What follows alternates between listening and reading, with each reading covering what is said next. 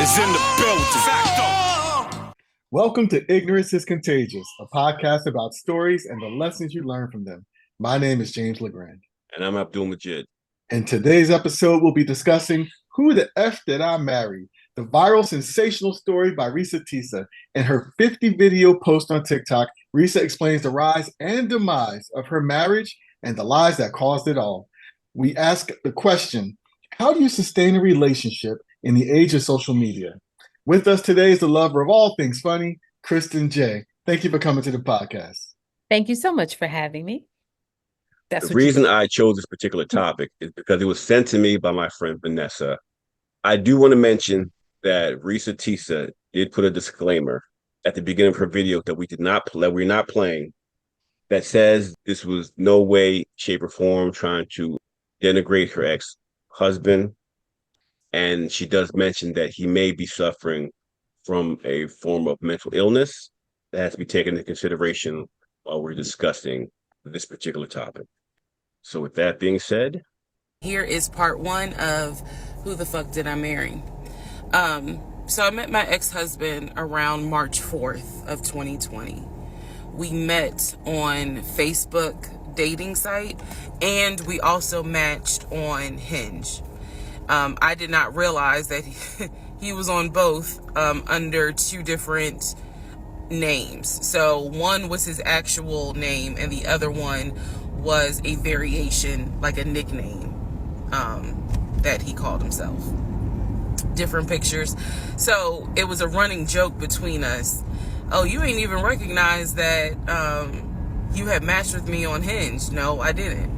And also that should have been a red flag. By the way, you will notice in this story, I called it the United Nations of red flags. It is so many red flags that, I mean, you would have thought I was colorblind because I ignored all of them. So, anyway, back to the story. We met around March 4th. We exchanged phone numbers. He called me and we talked on the phone for the first time. In the first phone call, he told me that he had just moved to Georgia from California, from San Diego. His job had transferred him because he was being transferred in as the new regional manager for a major condiment company that is based here in Georgia. I'm not going to say the name. And so we also talked about his childhood. He told me he grew up in Philly. He's from Philly. Both of his parents were deceased. This is the first phone call. Both of his parents were deceased. His father was a Philadelphia police officer. His mom was a teacher. He also told me he briefly lived in Augusta with his family. He had two brothers and two sisters. He also had two half-brothers on his dad's side. First phone call. So I'm just giving you guys the backstory. This was the first phone call we had. So we talked about family. We talked about friends. We talked about our jobs. At the time, I was working at Georgia State Patrol. And he knew this, and he just thought that was like, wow, so you work with troopers all day. Yes, I did.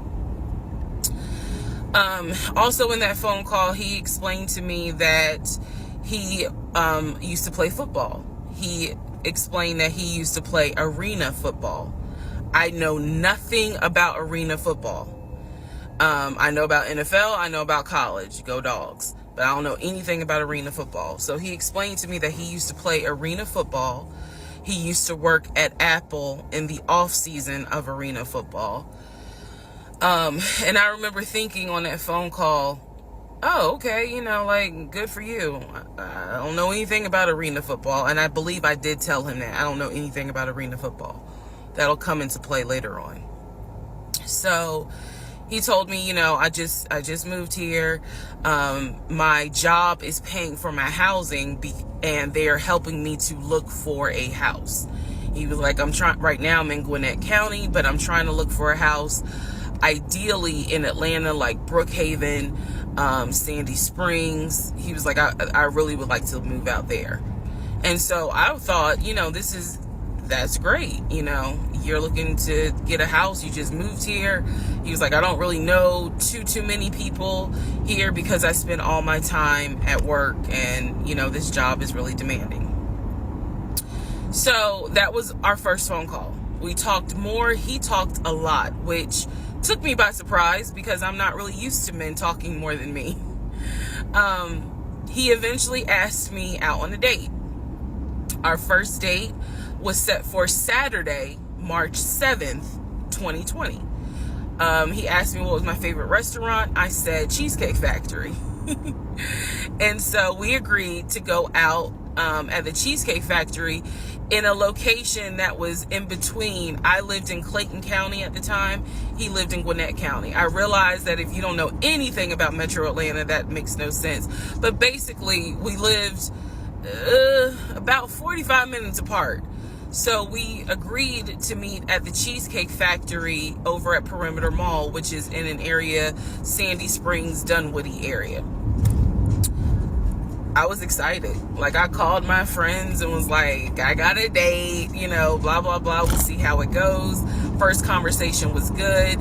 Hopefully he looks like his pictures, because, you know, that's always an issue with online dating. Hopefully he looks like his pictures.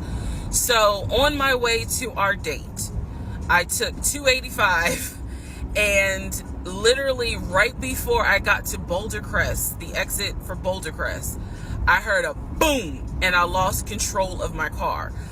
Thank God that not thank God, but I knew what to do. So I did not crash, but my tire blew out. So I called him and I said, hey, I'm so sorry, but my tire just blew on 285. I'm slowly making my way off the exit. I believe I pulled into a Chevron gas station. And I said, you know, I got to get this fixed. I don't know what to do. Like, I'm a damsel in distress kind of thing. He kind of paused. He got quiet, and he was like, you know, tell me exactly where you are. Drop your pin. So I dropped the pin, and he came to the gas station. Got out the car, and I was so relieved that he actually looked like his pictures that I was like, oh my God, he's actually attractive, because he's like 6'4", 6'5". Oh, also, man, I apologize. So let me go back to the first conversation. Let me add something. He did tell me in the first phone call that he was divorced, and that his ex-wife, she had 2 children, a boy and a girl, who were teenagers, young adults. I think the girl was about 20. And he said that he had a very close relationship with his stepkids, but that he and his ex-wife had divorced because she cheated on him out in California. And so coming to Georgia was a new beginning for him.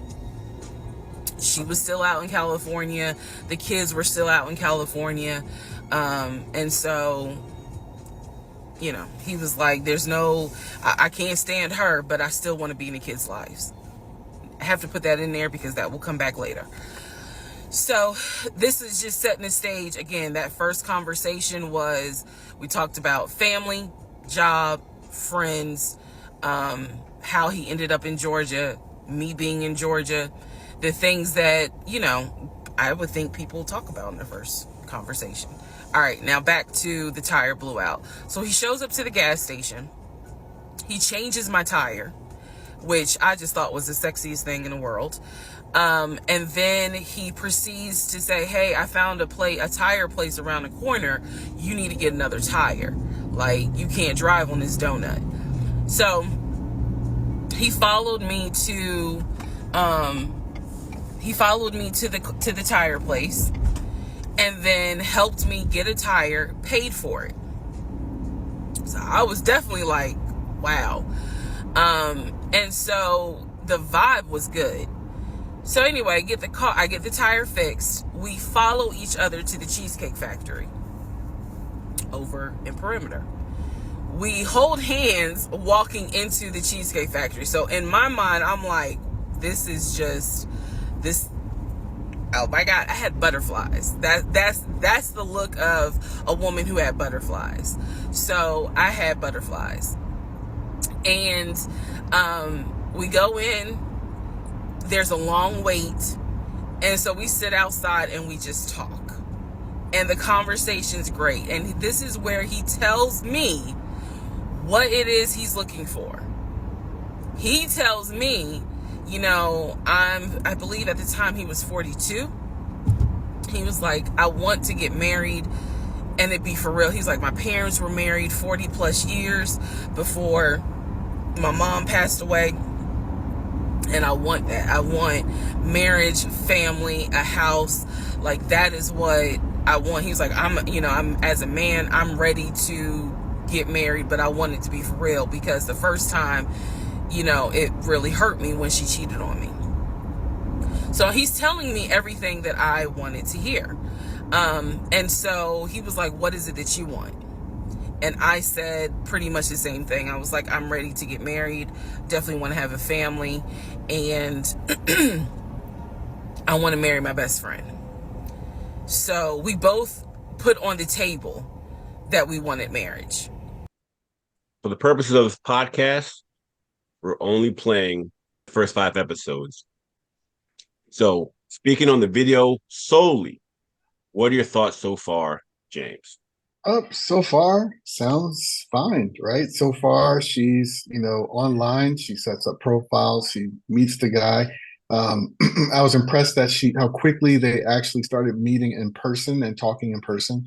I think that's important in the world of online dating, that you want to get offline as quickly as possible, because you learn things about people that you won't be able to learn from them online. So, so far, hey, good for them. Kristen, what are your thoughts so far about the video? My thoughts are, yeah, everything sounded great. It sounded wonderful. You know, that gentleman who comes through and the tire explodes and he's there to fix it and then buy it and then they're holding hands. Yeah, that's nice. All the symbols of a good guy. all the hallmarks of a nice gentleman.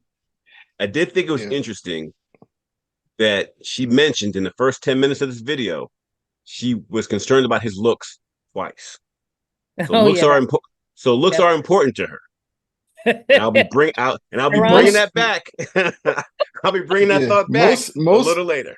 Most people, I don't want to downplay the importance of looks, right? Looks have a place to play in attraction for most people, right? So there are some looks that no matter how great a person may seem, someone may go, you know what, I can't overlook that. That's important, and things may not go forward from there. So it shouldn't be the primary, or it shouldn't be the most important component.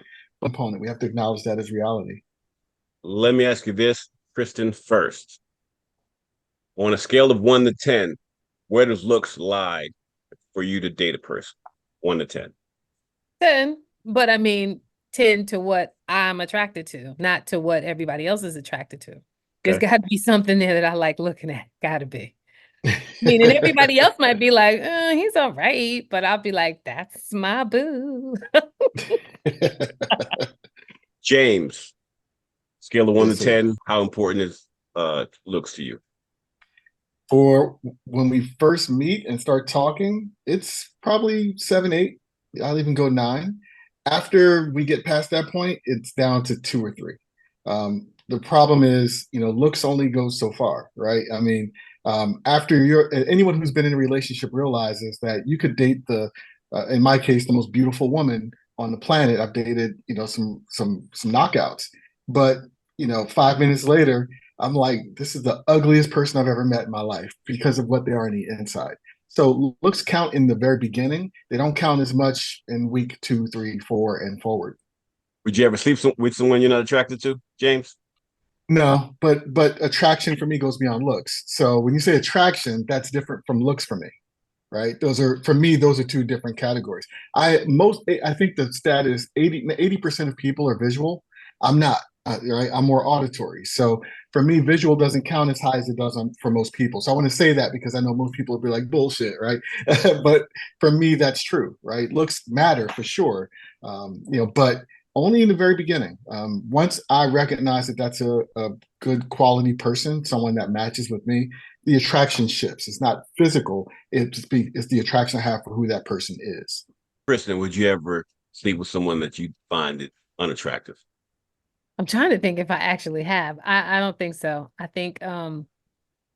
don't think I would sleep with anybody that I'm not attracted to, and I don't believe I have. I don't know. There might have been some days in college I forgot it. Don't judge me. Yeah. Just a few. Don't judge me. But no, no. And I really, the whole attraction thing is, I know that when we say this, we're talking in terms of what the general population finds appealing, but I think it's individual too. I think that Yeah, everybody looks at somebody and sees something for them, you know? So like I that's said, right. somebody that I may be like, oh my God, he's so hot. And a friend maybe, and I've had friends say to me, oh, this guy is so handsome. What do you think? And I'm like, I'm not seeing it. And vice versa. So it's Mhm. what the individual sees and, gets out of that. Beauty is in the eye of James. the beholder. Some don't be holding. Yeah, real. And some got something wrong with their eye. No. Go ahead, Al. James, Yes, have sir. you ever tried online dating or met someone on a social media app? And if so, how did it go? I've met people on social media, but not through online dating. So never through an online dating app, but meeting people on social media, Facebook, whatever, right? You meet people and then, you get together with other friends or whatever, and you go from there. But not with the explicit purpose of dating someone. Did I meet someone through online purposes? Kristen, did you have a question? No, but if you're getting ready to ask me that, I'll answer and then go circle back. Were you going to Chris- ask me that now? That's going to be the follow-up. Yeah. Have Have you I ever met ever anyone? met anyone through social one of those social media things? Absolutely not. I just feel like the killer's there. I would rather meet somebody through a mutual friend, and we have to have mutual acquaintances because information will come out inadvertently. I am a firm believer that if you meet somebody through friends or someone that you know or something, they'll be like, Reggie's been so cool since he's been on his meds, or John is a different person since he got out. Like information will come out just inadvertently, and you'll be like, "Hey, yeah, I'm glad you mentioned that." But John didn't tell you. Now, what I wanted to circle back was, I don't think you answered those first two questions. What about looks? So where does look scale in 1 to 10 for me? I would go Oh, I eight or know this nine answer. when I initially meet people, 8, 9, 10, somewhere around there. 10, Yeah, you're a 10. you're 10 for you. So it's a 10. So what? So what? 10 for No, you. No, no, it's just no, you're very I'm joking. visual. Yeah, it's Yeah, yeah. I don't remember what the other question was. You So wrote them. I know. It's off top. No, those last two are off the top of my head. Just think having You this remember conversation. when we got You an mean the answer and first I two know. you questions were off the top? Okay, let me think. What was the other ones? You definitely asked, would What are you my thoughts? My thoughts on this so far was I did say that she mentioned how much important looks were to her, yeah, and to me that stood out a lot. I guess everyone when they meet somebody or when you're alone have hopes of finding someone nice, but I guess dependent on how you feel about yourself, sometimes it can come off a bit desperate. And the way she was telling the story, there was an undertone of I hope this work, I hope this work, I hope this work, sort of underneath it. I So agree with that. I got that on the undertone of it. But like everybody else, so far so good. It seemed like everything was working in her favor. The guy was a gentleman. He did all the things that he was supposed to do, which leads me to my next question, Well, James. before you go there, can I Mhm. just can I just append something to what you just said? Because I agree with what you said. She definitely had an undertone of desperation. I completely agree with that. I think some of that it ties directly into your question on looks. Some people will excuse bad behavior because the person is so physically attractive to Put a them, pin in that. right? We're Yeah, gonna come back to that. Hold on to that thought. We're gonna come back to that yeah. because but I have a whole couple of questions pertaining Just on that. to something that I heard on the internet. Kristen, question. I believe the other questions that you did not answer were, have you ever dated from one of those social media, social things, apps or whatever? And what was the other question, James? You just asked us. And Have you ever slept with someone that you were not attracted that's to? that one. Yeah, that Okay, have I ever slept with someone I was not attracted to? No. Have I ever met someone on a dating app? No, but I have met someone on Instagram and I have met someone via Facebook. I believe it was Facebook, but mostly with Instagram.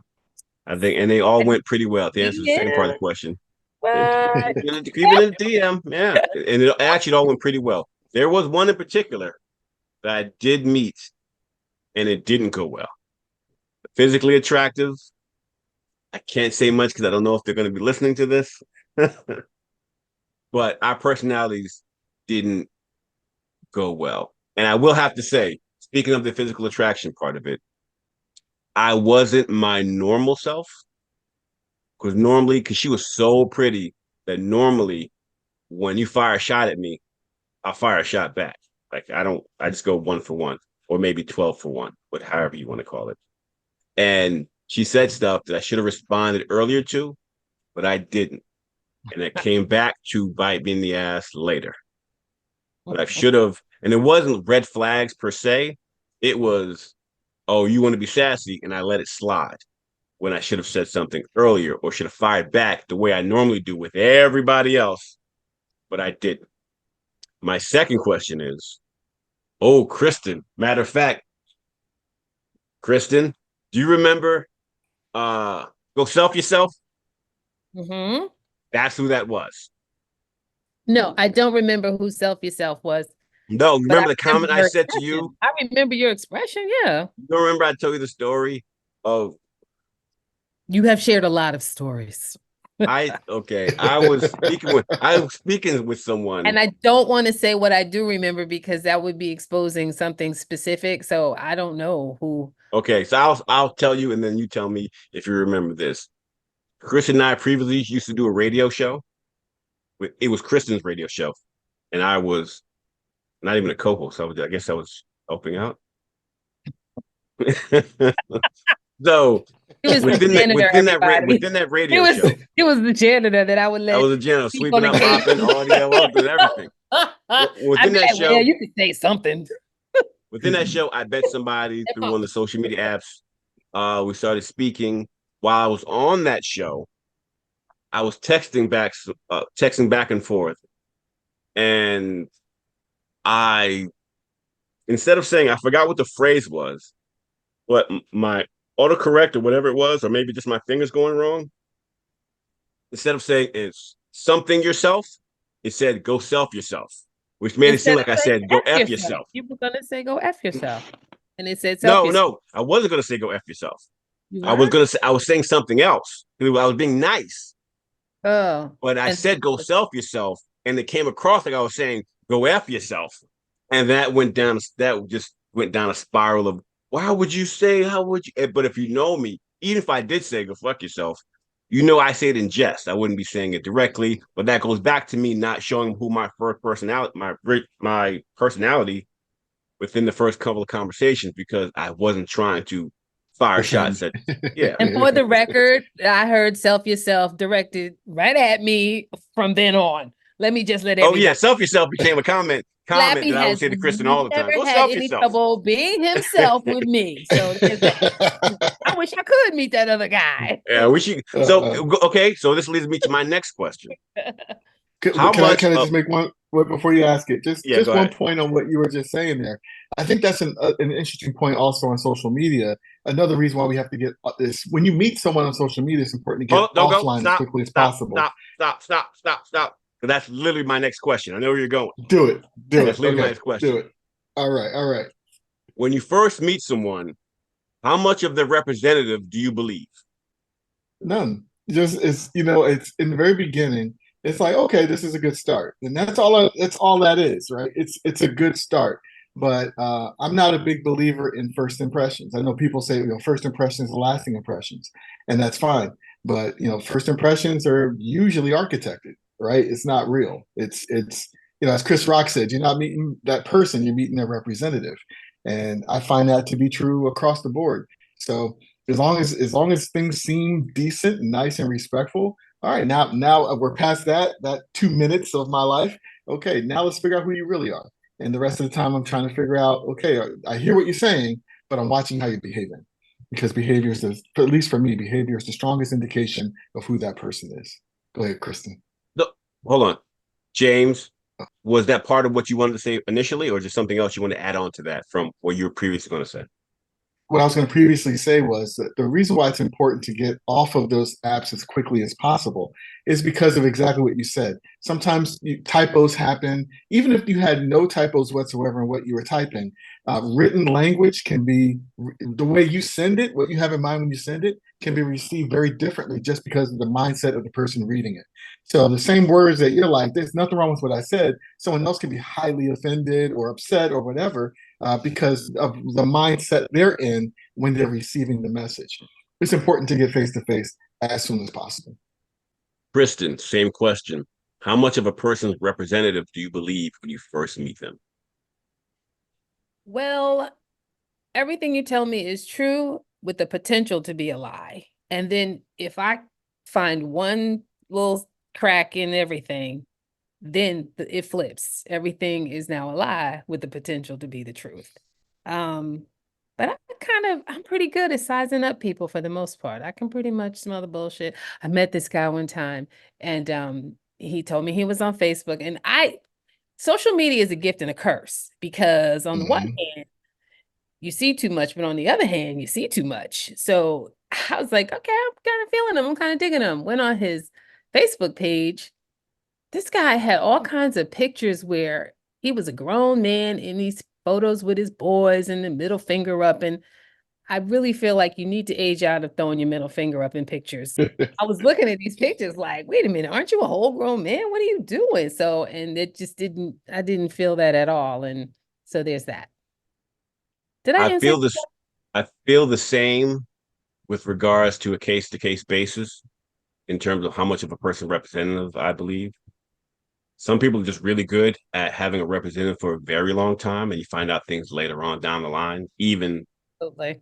years down the line, specifically when you get into a disagreement. That's when you really find out who a lot of people are with how they treat you when they don't like you at the moment. Mm-hmm.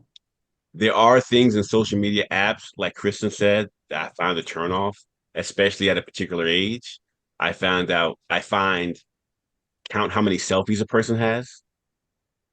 I count how many times a Count. woman, I count how many times a woman takes a 7, picture 8, 10, with her 11. ass to the camera as opposed to facing the camera. They do the over the back, look over my shoulder, take a look at my ass, but don't say nothing about my ass shot. I see how many times the person does that. I'm like, okay. And then what I find most annoying, if you're half naked and then quote like a biblical something in the comment. So you'd be like in a bikini and the comment will say, Jesus is the son and the father. I'm like, what are you talking about? You got your whole ass in the thing. So Well, the I ass was find those made by God. What's the problem? and the guy didn't want to put it on social media. But And There then is although on this nothing eighth about day, none of the on 10 the eighth day, commandments say thou shalt not right, show. right. There's huh? not one, none of the 10 commandments say thou shalt not show thy ass. So you're judging on a whole nother scale.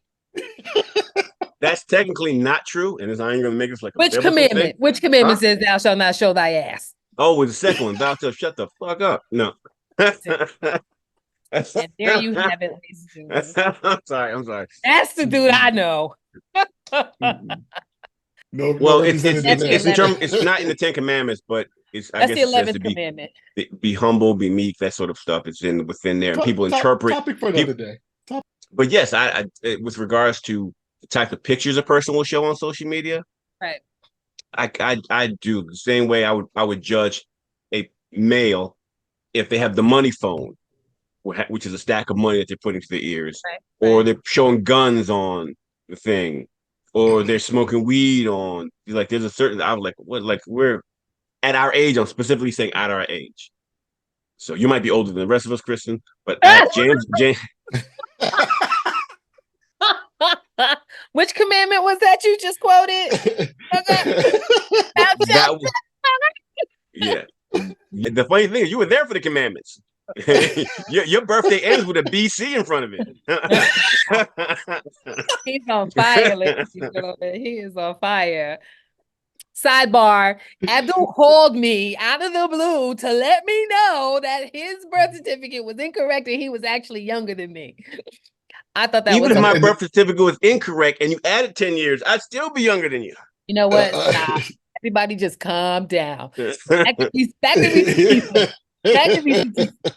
I'm gonna get you for this. No, look, Kristen, hold up. This is another story about dating.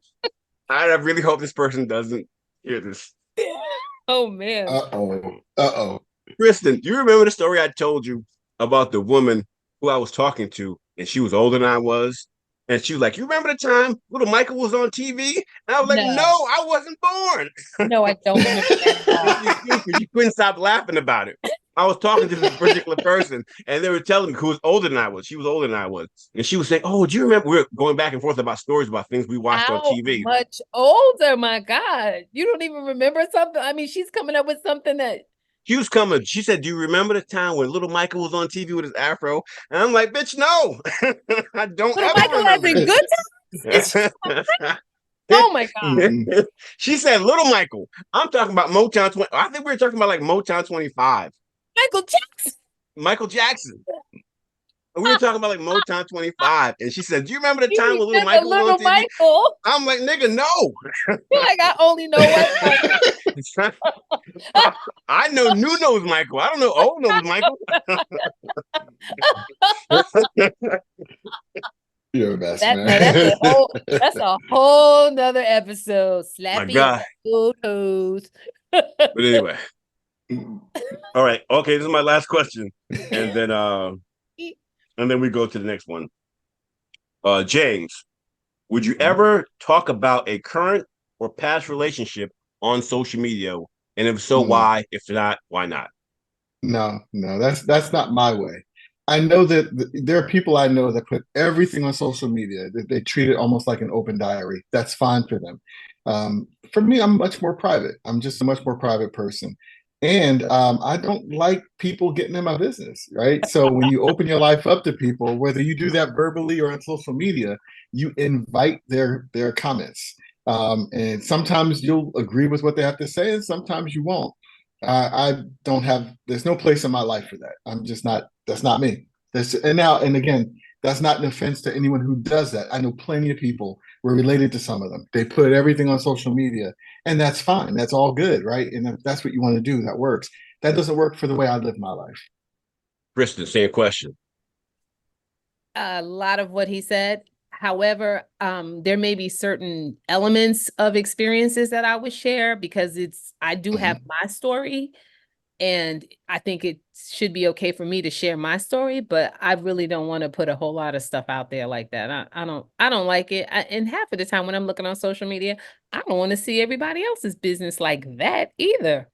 Tired of them little hospital pics. Yeah. I would say only if it's funny or if it proves a point that I was trying to make.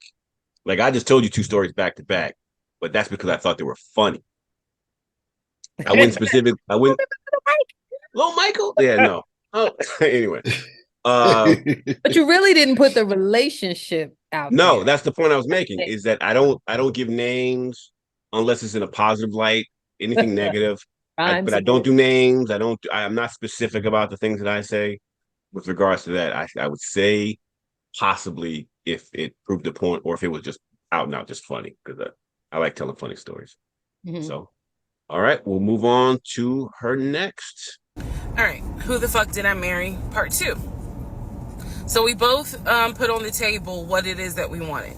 We both had established we were dating for marriage. We were not dating just to date. We were not trying to be friends with benefits and none of that. So the dinner at Cheesecake Factory went really well. We laughed, we joked, we talked about people, which is kind of up my alley, my sense of humor.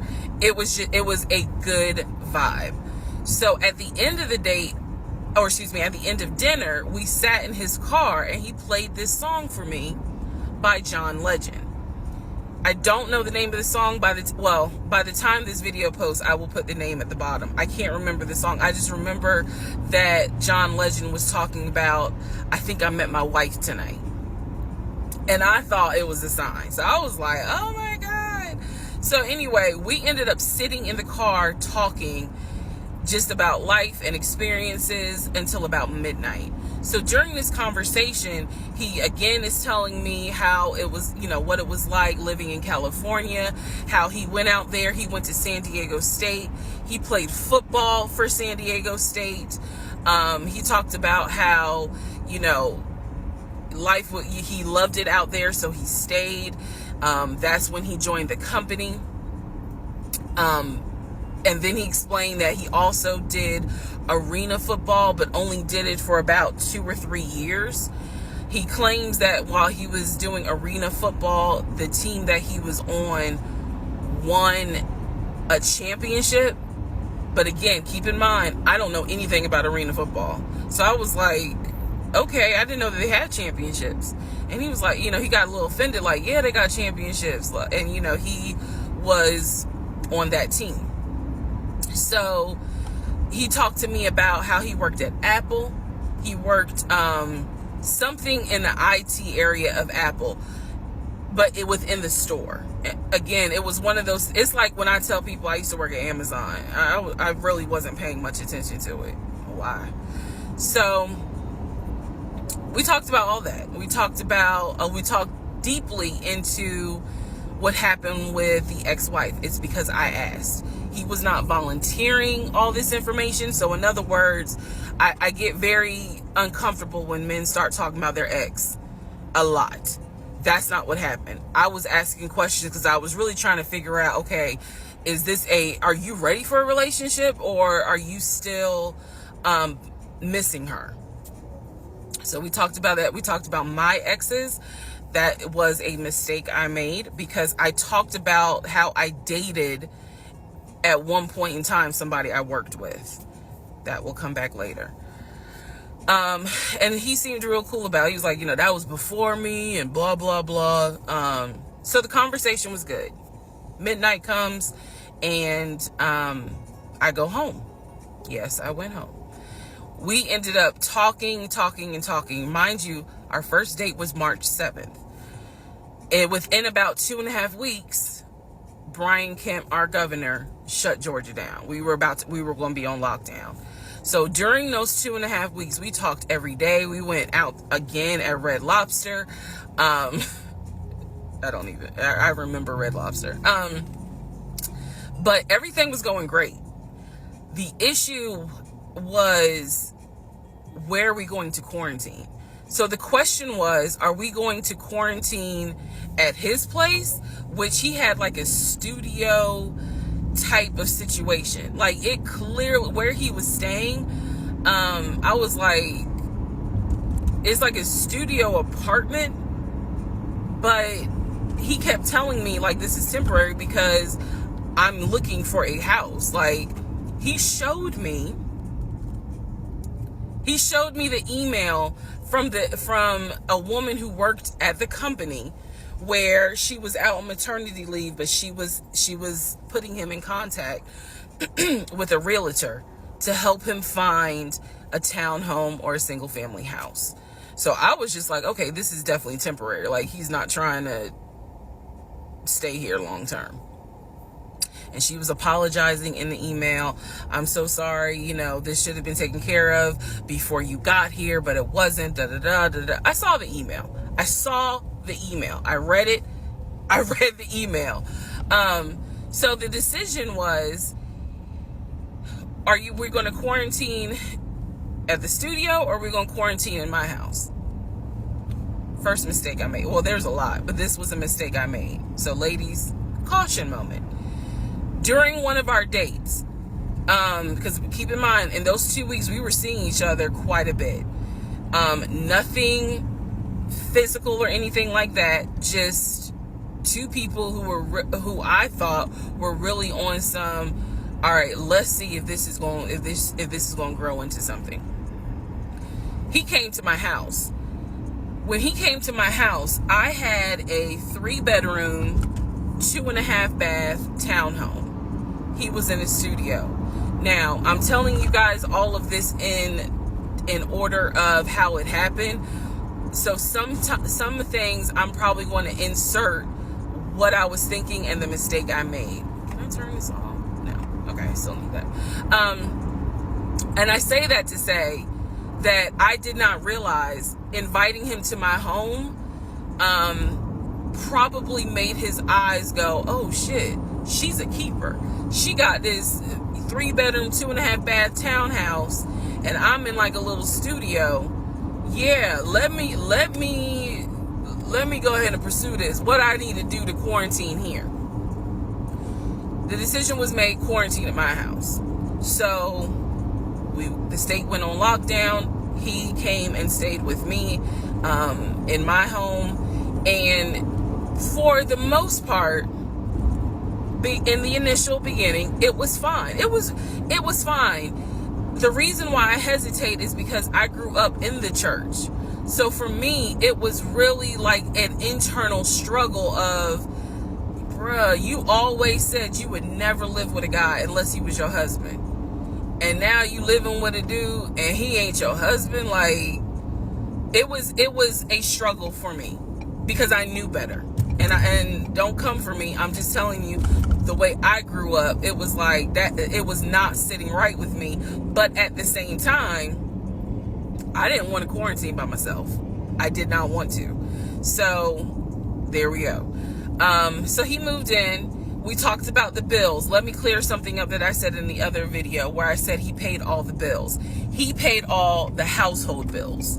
He did not pay my car payment, my cell phone, or my car insurance. He paid the rent, because my rent at the time was less than $1,000. He paid the utility bills. And so when he's telling me that he's a regional manager, I was like, wow, okay, so you got money. And so he paid all the household bills. So my check really was just taking care of me, myself, and I.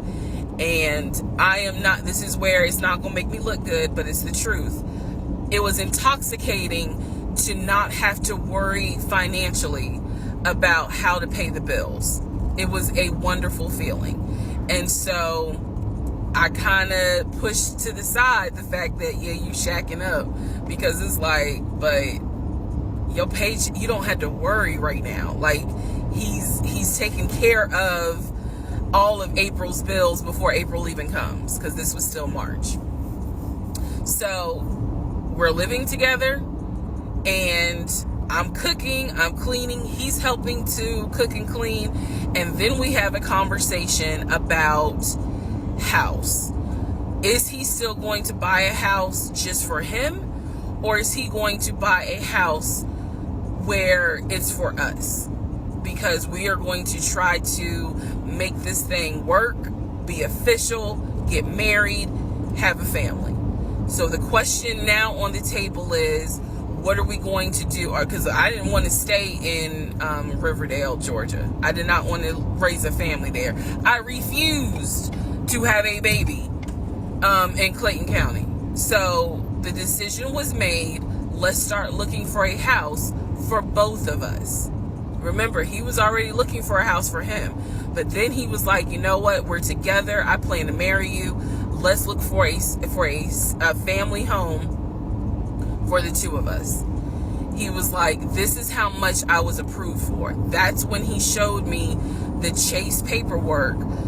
It was a letter stating that and it had the Chase emblem at the top. He showed me a letter stating that he was approved for $700. So, pertaining solely to what you saw thus far in the second clip, what are your thoughts? So things started going off the edge right here, right? If I'm understanding the time frames correctly, they met in early March. COVID happens, and now they're talking about hibernating together basically through COVID a couple of weeks later. So that's very fast. And I get that COVID messed up a lot of our thought process. And the idea of staying home by yourself was probably weighing pretty heavy. So in her mind, okay, I meet this guy. I'm highly attracted to this guy. He says he's done X, Y, and Z. I have no reason to not believe him. The chemistry's there. We've gone out a couple of times. And now, we have to be locked in. can I lock in with this guy? Where are we going to lock in at? And then from there it goes, okay, well, if I'm thinking about living with him, now I'm already thinking about marrying him. I'm thinking about where we're going to go long term. So you can see where that was a slippery slope that turned into a rabbit hole that turned into a lifelong plan after 2 weeks. So this happened way too fast. This is where things went off the rails, and COVID did cause a lot of that for people, right? It caused a lot of people's decision making to come into question. Kristen, same question. What are your thoughts on flip number two? Definitely moving a little too fast. She was clearly wanting the happy ending too quickly by any means necessary. And he's still doing things in a way that I could see would be enticing. And I definitely understand, her getting a break from paying everything because, oh Lord, that's just draining. Life be life. And so she was like welcoming, she stepped in some, when you walk past pile of shit, you walk by a pile of shit, and there's a moment before you smell what you just walked by. There's space in there. She stepped in some shit. And this is that space before it starts to really smell, before she gets a good whiff of what she just stepped in. So right now, she still got a little bit of fresh air, but it gets funky. Ooh, it gets funky. This is where everything breaks down and starts to fall apart for me, because now I'm hearing narrative. Because she starts off the beginning of the story trying to present him as if he thought of her as a lick. Oh, she got a 3-bedroom house. He probably thought this was a come up. But then goes on to goes on to say that, oh, he said he had this type of job. He must have money, which is her looking at him kind of like a lick. And then moving forward, she starts to say he was paying all of the household bills. And so you presented this guy as a lick. He was looking at you like you were food. But then you turn around and he's kind of the lick in the situation. He was the one that you were scheming on, or not even scheming on, that's not a good word, but that part of your thought was, oh, he had X amount of dollars. And then he was paying all the bills, the household bills, that is. And she was able to save money. So this is where this he did me wrong thing starts to fall apart in my mind, because the story's called Who the F Did I Marry? But it should have been called Who the F Did I Marry and How Did I Participate in all of that shit going bad? Because you can see right now she's looking at this guy like, I can take a break from paying bills. I can do this. When she asked the question, oh, are you going to buy the house for yourself or for both of us? Right? That was a question. She didn't say anything about putting up any money for the house. She didn't say anything about, she was dictating where she wanted to live with no responsibility of where she wanted to provide anything for that household. That's why these things start. I'm like, okay, and maybe it's my male brain where people say, oh, you're looking like from a male perspective. Oh. Of course, but I'm looking at it like, okay, this is where this story starts to fall apart for me, because now you're not the victim, you're participating in this because you're scheming and he's scheming. Kristen? No, I didn't want to interrupt you. Mm-hmm. But I was gonna bring some of that up later on. I didn't want to bring it up just now, but I'm a firm believer in vibrational matches and all that other good stuff. And I didn't want to jump ahead, but I honestly felt like it shouldn't have been called Who the Fuck Did I Marry? But instead, what the fuck was I thinking? Like, where was her headspace? What was she thinking? What was she going through? Because she definitely she actually was a match for him. To me, she was a match. Now he threw some crazy stuff out there, but she wanted what she wanted too. So it ended up kind of being a little bit of they were a match, but that's further down the line. That's further down the line, yeah. So James, tell me something you consider a red flag.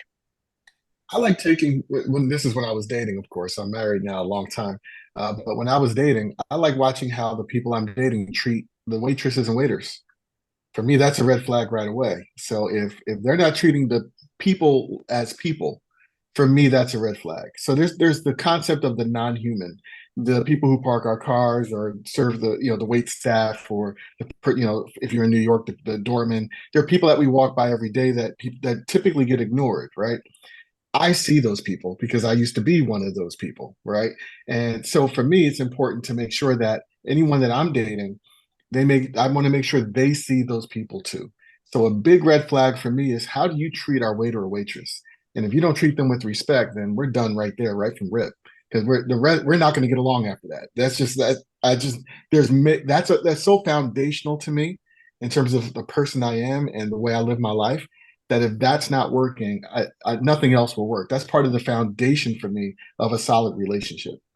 So for me, it sounds simple, but for me, that's the major red flag I look for, that tells me right away that we can't go any further.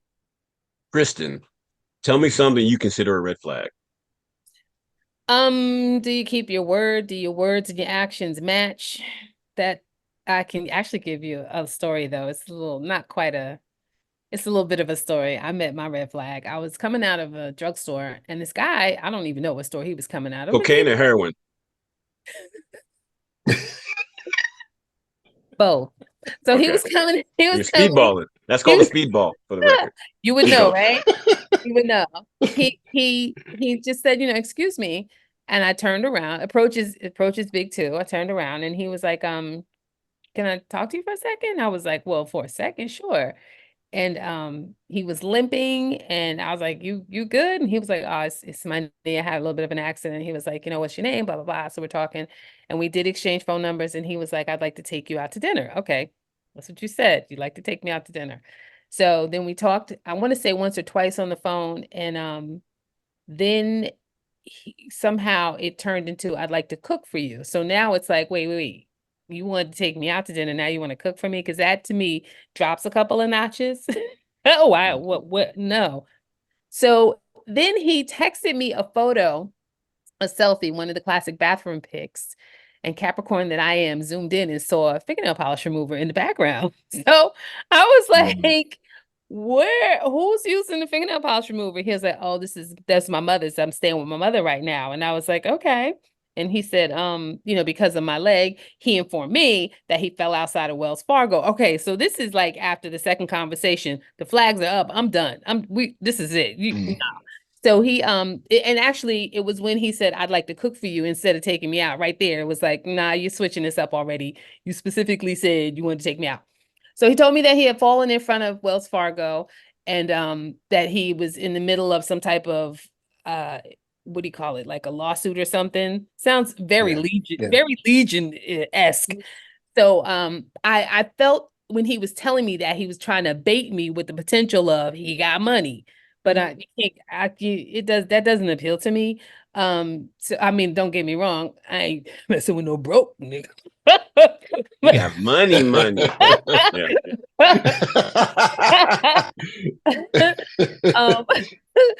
But so when he sent me that picture and told me he was staying in his mother's house and that, because of his leg, okay, that may very well be your situation. That will not be our situation. So then I said, well, you said you wanted to cook for me. Where are you going to cook for me? And then he's like, well, I figured I'd cook at your place. Or you wouldn't want to eat here. And I was like, that's your mother's house. And he was like, no, I figured he's like, well, I could cook there. And I was like, no, you cannot. So he hit me with the wow. So I was like, yeah, no, you know what? I hope everything works out for you. Take it easy. So that was like all kinds of flags. But I didn't do like 50 episodes of let me see how much more he can lie to me. Let me see where this is going to go. Let me see how incredible or how like ridiculous this can get. I'm good with the first one. I'm like, good night. That's my story. Thank you for listening. One of the things that I consider a red flag is when we're conversing about history, which is usually a topic that always comes up, how often you blame other people and you never acknowledge your participation. Accountability. Yeah, accountability. So if it's always this person did this to me, that person did that to me, this person did this to me, or this happened, and they never tell their side of the story. What did you do? What did you do? What What did did you do? Yeah, I was. what did I you consider that. say, Abdul? I was consider. I consider that a red flag. Hmm. My next question: has anyone ever tried to sell you a dream in a relationship? Yeah. Yeah, for sure. Um, more than once. And for me, uh, how can I say this? There was a time in my life. So I'm on a second marriage. After my first marriage, I became much more difficult to sell on anything. Right.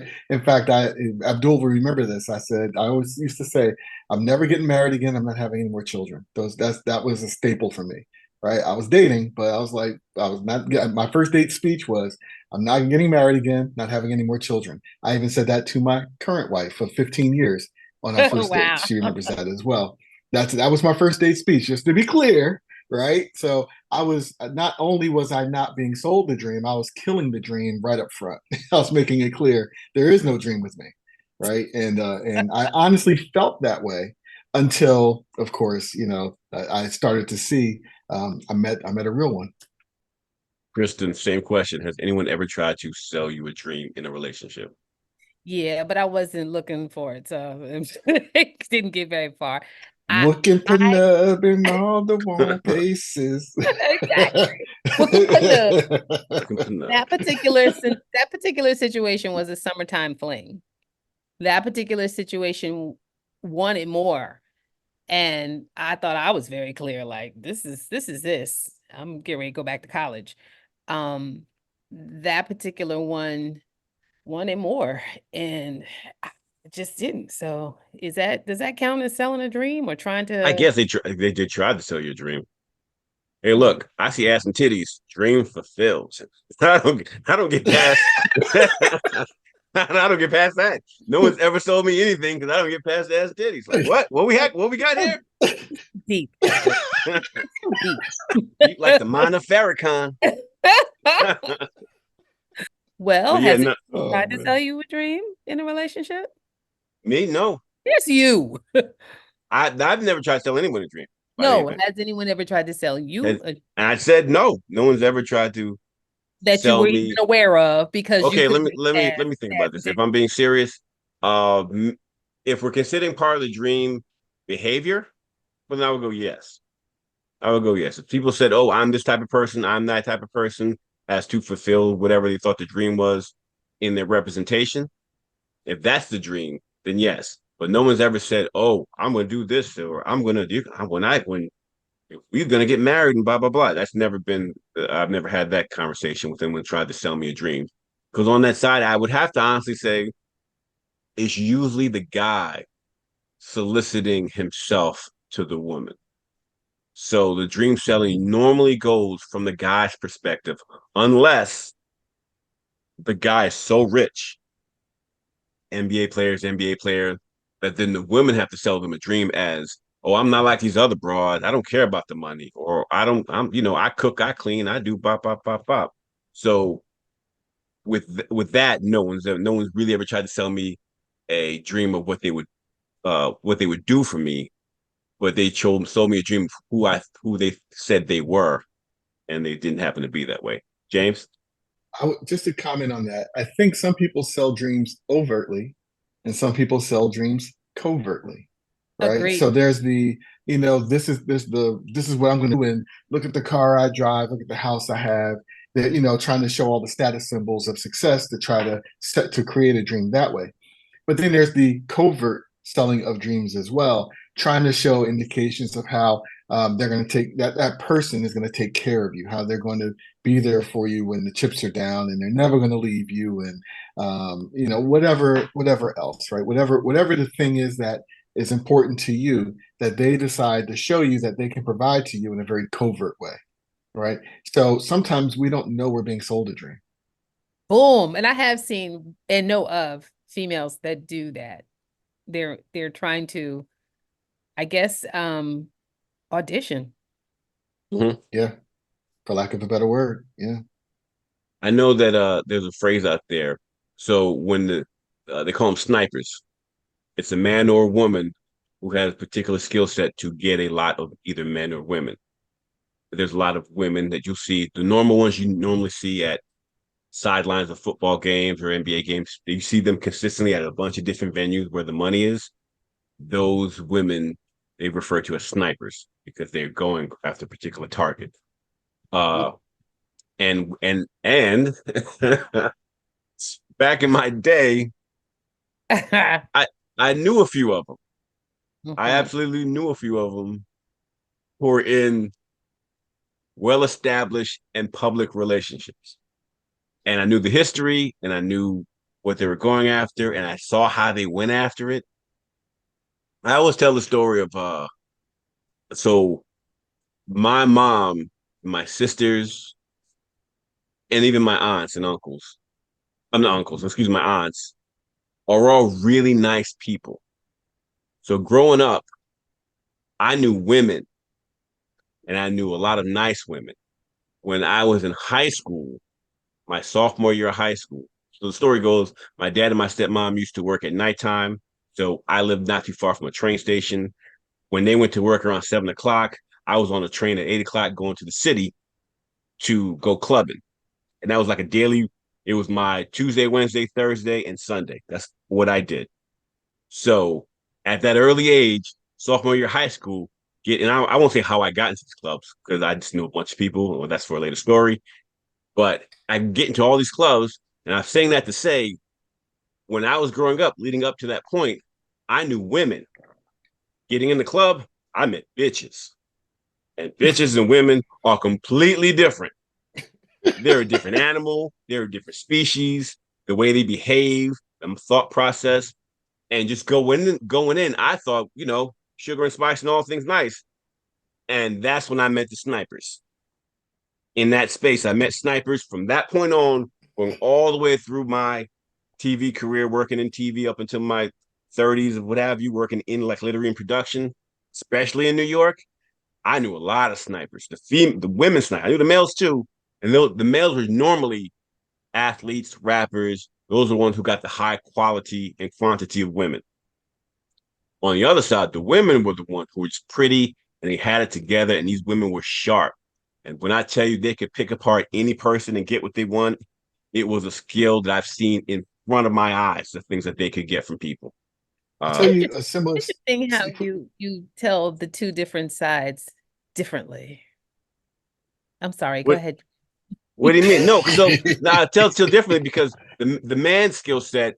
Men were snipers too, but these women. No, so the only difference, distinguishing difference, sniping. Both of them were sniping. I'm not saying there was either better or worse. What I'm saying is that what made the men snipers weren't the mental capacity or the mental faculties. It was the fact that they had a high profile position and they had money. What made the women the snipers is because they were sharp. Can I give you another? Smarter than the men. Let me give you a story that is similar to what you're saying, but the exact opposite. So, working for a Fortune 500 financial services company, and I remember this guy. I'm not gonna name any names, and I'm not gonna even give time frames because then you could figure out where I was working at the time. But this guy walked up to me and was like, "Hey, have you heard this woman XYZ executive? Right? She's here. She's now going to be working for our company." I was like, "Yeah. I saw the announcement. I heard she's here." "Well, have you seen her yet?" No, I haven't seen her. "I got to find her." I'm like, "Why?" He's like, "I just got to find her." A couple of months later, they're dating. Right? A year later, they're married. Right? So this is a guy who was successful in his own right, clearly punching above his weight division, right? He was not an executive, set his sights on a single female executive, right? She was single, meaning not married. But and decided that's who he wanted, and he went after it, and was successful in doing so. I always wonder what he said on that. What did he say or do to make that happen? But he did it, and that happens within financial services, Wall Street banks, within high insurance companies, all that financial services area. Those things happen. The guy who wants to go after the single woman who's got the higher salary. Right. And there's a completely different skill set to make that happen. I don't know what that skill set is. But I saw it live, and I still know that person, and we're just not close enough for me to ask him that question. Get somebody else to ask him. Yeah, one day I want to know Just what that say. was. That's a book to Okay, write one day. actually, so I'm thinking about it now that James has said it. I did know a guy. So the difference between let me explain something. The difference between previously explained the male snipers that I met and the female snipers that I met. The female snipers that I met were big game hunters. They went after the big fish. Like they went after the guys with money, the guys with prestige, what have you. The male snipers I met took down a bunch of women, but it wasn't like they're trying to go after Mary J. Blige, like you're in your story, or they're trying to go after some high queen of what have you. They were just going after the pretty girl who might have worked at, a bank teller. Like they weren't big game hunting. It was a different sort of mentality that they took and skills that it took to get these particular women. Because like you, James, I know a person who could go up to women and whisper something in their ear, and then they would walk away with them. And I was always like, I asked him, like, what did you say to them? He said, if I told you, it would walk away with you too. So I'm not gonna, so figure that yourself. But he would be able to go up to a woman, whisper something in their ear, for a couple minutes, they'd laugh, whisper some more in their ear, and then they'd go away with them. Now, mind you, these same guys weren't big game hunting. Like the women I previously mentioned, those women were big game hunting. They went after, you had to have, 6, 7 zeros or 6 zeros, what have you. Okay. So big game hunting, by your definition, is the dollar amount, because it Yes. sounds like your Dollar, other guys, prestige, you're saying that harder the to other get to. guys, you're saying the other guys weren't necessarily going after big dollar amount, but were they going after bodies, big body counts? Like was the whisperer knocking them down? Like, was he on a mission to knock many down? Because He was on a mission to knock many down. technically they're Yes. doing the same thing on Yeah, different but scale, but just someone different goals, different in targets. in the definition, in my definition that I'm using now, I wouldn't consider him a sniper. I would just consider him somebody who's just like a hoe, who could get as many women because the quality of women didn't make him a sniper. Like the women really had to, even the guys, if the guys on the other side who were going after these high prestige, high quality women, what they had in their bag was the job that they had, the amount of money that they had, things of that nature. That helped them get these high quality, when we're using high quality in quotations, but these what we will consider big games. Whereas the other guy, the whisperer, he was just local Oh, bar guy. For me, I would say they're both snipers. I think they're just different goals at the end, right? So you have people who longer term goal of, increasing their lifestyle, having multiple homes, or just even just getting married. I know people that just want to find a stable relationship, get married, and they're willing to do whatever it takes to make that happen, right? And perhaps, the person in the videos that we're talking about today falls in that category. What you're talking about, Abdul, is a little different, right? Same thing, they want a particular lifestyle. It's just a higher class lifestyle that they're looking for, right? They want to live that rich lifestyle. But those are more longer term goals. Then you have the men and women who have the shorter term goals, the body count, right? They want tonight, they want next week, and then that's it. That's good enough. And there's different skill sets for all three of those situations. The body count guys is one skill set, or woman's one skill set. The person who wants just a regular stable relationship and marriage, that's a different skill set. And of course, the person who wants the that really high level lifestyle, very different skill set. So I think they're all snipers. They're just same aiming at energy, different things. same energy, right? Yeah, Different targets. yeah, different weapon to get them. Yeah. I see your point, and I won't belabor this issue. So, but I do see your point. I do see your point.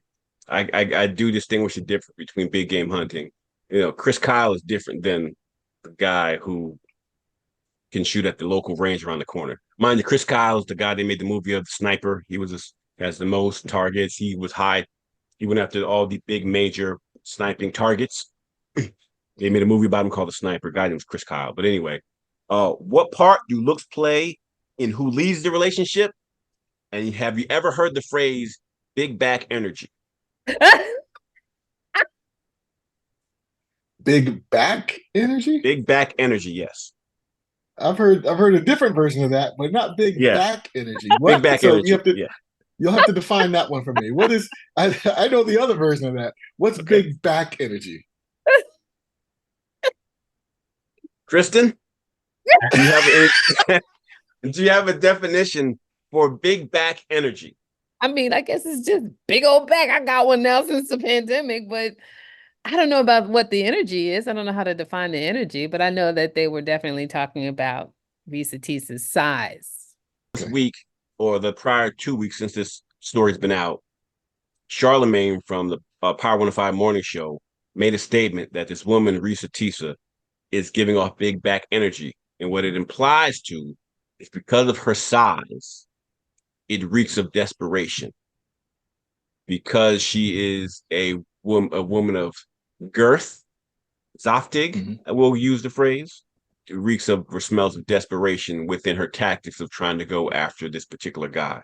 That's why she let so many things slide, because from what the comments saying within, if you read the comment section, it's saying that the bigger girls, the more sizable women, they have less to pick from. No, not just confidence, yes, but less to pick from within the dating pool, or the quality of what they have to pick from in the dating pool isn't exactly the same.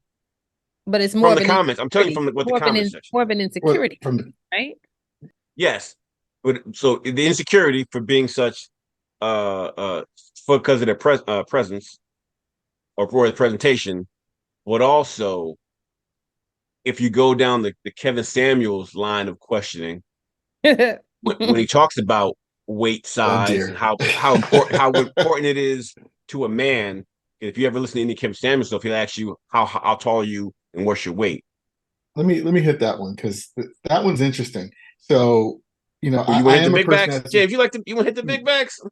You know me. I like the women's size of gymnasts, right? I always have. That's where my attraction is for women. I like petite. I always have. That's just my thing. Have I dated women who were not petite? Sure, but what you're describing as big back, no, I have not. However, that's not to say that there aren't men out there who are 100% attracted in that direction.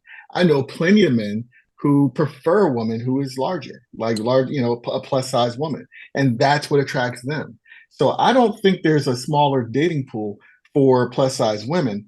I think that because of our today's media, we tend to highlight the women with the curves and the social image of what we push forward as beauty, right? That's what's more prevalent and out there. So people think that's what everyone's attracted to. But I know plenty of guys who prefer a plus size woman, and that's their thing. There's plenty of guys who prefer, stick thin woman. There's plenty of guys who prefer, so the media pushes a certain perspective on this, right? And we do it in our commercials and our TV, our movies, all of those things. But the reality is, there's someone out there for everyone. So I'll push you back on that just a little bit before we get to the next section. Yeah, please. So if you look at any statistics, whether it be men's health, whether it be GQ, whether it be some of these online dating sites, on average, men like a medium to smaller size women. Some will prefer what they call slim thick, curvaceous. They might be heavier, but they're very curvy. With regards to what they're referring to as the big back, they're talking about damn near obesity. And from that standpoint, if you look at any of the statistics, people look at a particular sort of body fat index as not as appealing, physically appealing. What the statistics say, I'm just going by what statistics say, they have a smaller pool to choose from because, on average, men like small women with a different sort of body fat index. Yeah. We just have to keep in mind that in order for those statistics have one flaw, which is men have to respond to them. Men who may like the personality or the physicality of a woman or anyone that isn't popular in society may not respond to that survey at all, right? And they'll just go on doing what they do. I know plenty of people that make moves in silence. They don't tell anyone what they're doing, and they're perfectly happy in their life being non-traditional. So, and when I say non-traditional, the tradition that we push as a society through our media, through our stories, all of those things. So I know I know a guy who lives on my block. He married his wife as a larger person. And there was never any question in his mind that she was absolutely attracted to him. That's but now is he going to answer the survey online that talks about attraction? No, he knows he's non-traditional. He knows a lot of people won't agree with him, and he doesn't want that grief. So he's going to do what he does and live his life and be happy for himself and not invite the grief of online people who are going to say what they're going to say. So No, I just I agree with again that. I'm just saying that, when we talk about statistics, we got to be a little careful, especially when we're talking about statistics of people volunteering information online. There's a healthy number of people who won't even respond to those. And typically, those are the people who like the people that the ones online are saying that they don't like, right? They're I like, agree okay, with that, I don't need that grief. I'll chase but I this. Yeah. I agree with what you're saying, and then we'll move past it because I know Mhm. we're going long. But for a long period of time, I think since the dawn of television has been invented, a particular image of beauty has been put forth in both Yeah. cultures, black and white. And even if you Mhm. look into the 1930s, 1940s, 1950s, within black culture, I'm sans the white stuff, it's black culture. If you look at what we've been putting forth as what people consider beauty, which has Mhm. been indoctrinated in people's mind for a very long time, have Mhm. been slender built women, the Holly Berrys of the world, the even Mhm. before her, the Lena Hornes of the world, the Mhm. Billie Holidays of the world. And I think that also plays a part in our community. Mind you, our community does like the black community, just like curvier women's, we do. But I do think that does play a part. And when I'm thinking the phrase big back in itself, I'm thinking more specifically obese as opposed to fit. Getting back to the original point of her desperation as a result of being a plus size woman, I think her desperation was just it's the same desperation I've seen in men and women who are looking for a stable long-term relationship and can't seem to find that person that can fulfill that.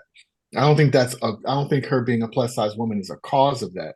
It may be a factor in that. And I think Kristen, you're alluding to that before in terms of her confidence in alignment with society's expectations for the beauty standard that's out there. Maybe there's an issue there. But overall, her desperation, I've seen it a million times. And I've seen it in some of the most attractive people per the societal standard for what beauty is, where they're not finding a stable relationship if that's what they're seeking. So I think the desperation is real. The cause is questionable.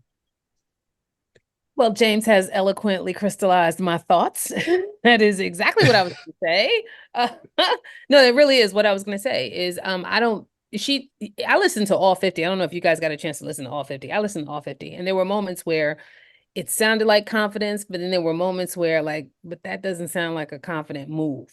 So yeah, I don't know that it necessarily is uh the weight was the cause of an insecurity or whatever, because insecurity definitely existed in there. And I think that because people on the outside, like Charlemagne, I don't know if he knew what no, he said he called her that before he saw her. Is that Yeah, he correct? said he said she's giving off big back energy before he saw what she looked like. I haven't listened extensively to what big back women do to know that this is a pattern. So I don't know. But I mean, like I said, I got my weight up since the pandemic, and I'm not necessarily shacking up with anybody just because. So I don't know. I think that she definitely, she's from Jersey. Did you guys catch that? I didn't catch that. I knew she lived in specifically Georgia, Yeah, she lived in Georgia. Atlanta. But Right, she's right. originally from Jersey. Don't put that on Jersey. I'm not. I'm not at all. Putting it on Georgia. She went down to Georgia. And a lot of people do go to Georgia to find a husband. And I had a friend who would say, don't go to Georgia with a husband because you'll lose them. So I don't know. Something else is going on down there. But I think she definitely had some insecurities. So I'm playing part 3 of Who the F Did I Marry? So this is when he showed me a letter from Chase with the Chase logo at the top, stating that he had been approved for a mortgage for a $750,000 mortgage or a $750,000 house. So he was like, we can't go over 750. And I said, I remember asking him, can you afford the mortgage on a $750,000 house? Because I know I can. This is when he explains to me, I told you how I played arena football. I invested my money really well. So he said, I have money that will help pay for the mortgage. He was like, we're good. Like, I'm financially, I am okay. He was like, that's why I'm able to get approved for $750,000 mortgage. So he told me that his money was in different savings accounts. He said he had an account with Chase Bank, he had an account with US Bank, and he had an offshore account. This is what he told me. The offshore account, I was like, why? And he explained something about, the US, the US imposes taxes on money when you have a certain amount in US banks. He was like, so everybody knows that it's smart to have some money in an offshore account. Y'all, look, I live paycheck to paycheck. I was like, okay, that's whatever. I said, so you have the money to pay for a home. I'm also holding in my hand a letter from Chase saying that he was approved for $750,000. So I went off of what I saw. So we contacted a realtor. I won't say his name, but man, if he ever sees this TikTok, I owe this man such an apology. But we contacted a realtor who was based in Cobb County, because I was very adamant I wanted to move back to Marietta, Smyrna area in Cobb County, Georgia. He was fine with that. His whole attitude was, you're going to be my wife, happy life. So we met a realtor. I would find houses that I wanted to tour. Keep in mind that this was COVID. So at the time, we could not tour a home. It would have to be a virtual tour. So this particular realtor, we found a house in Douglasville, Georgia. Not Cobb County, but nevertheless, it's in Douglasville. I was fine with Douglasville. So we found a house in Douglasville, Georgia. The realtor did a FaceTime tour of the house. The house was a nice home. 5 bedrooms, 4 baths. So we did a FaceTime tour of the home, and the home was listed, I believe, roughly 400 and something thousand. I really liked the house. I could see myself living there. I could see us living there. Could see us with the kid there. This is now April, just for timeline purposes. This is April. So he really liked the house. He was like, you know what, we'll put an offer in on the house. He was like, if you like it, because again, it was COVID, we weren't going to be able to see the house in person because the family still lived there. So he said, I'll put an offer in. We'll see if it's accepted. I said, okay. So he puts an offer in. He's telling me he put an offer in. I need to clarify some things he told me and the things that I actually saw. So for this house in Douglasville, he told me he was putting an offer in. The realtor would call me, because one thing that the realtor told us, he was like, if the woman likes the house, typically the house is going to get bought. So he kind of dealt with me a bit more than he did my ex-husband. And again, this is April 2020. This is before we got married. So at the time, he was my boyfriend. So the realtor was calling me and was like, hey, I put the offer in, and what they're asking for is proof of funds. And I did not know anything at this time about buying a house. So I was like, hey, you probably need to talk to him, because I'm not even listed on the mortgage. Like, from the paperwork I saw, it was only in his name. So He called him. I guess they talked. I was not there, but I'm assuming that they had talked.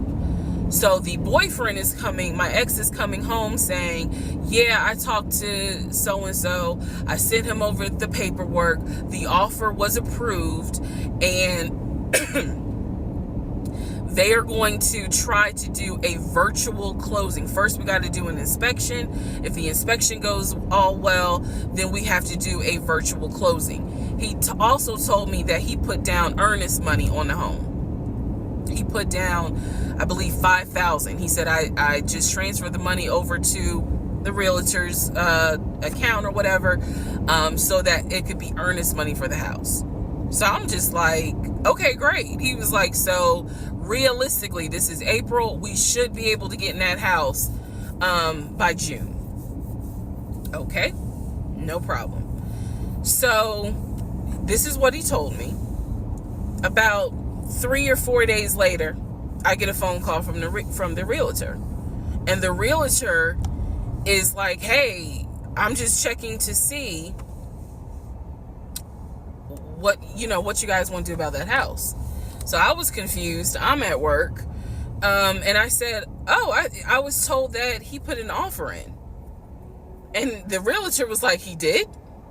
I didn't know that he put an offer in. And I said, well, why wouldn't you know? Like, he told me he put the offer in, and he had paid earnest money, $5,000 earnest money.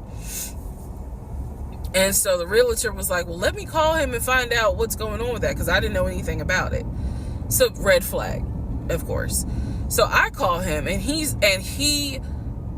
in true narcissistic nature, he flips the script, and he like goes off.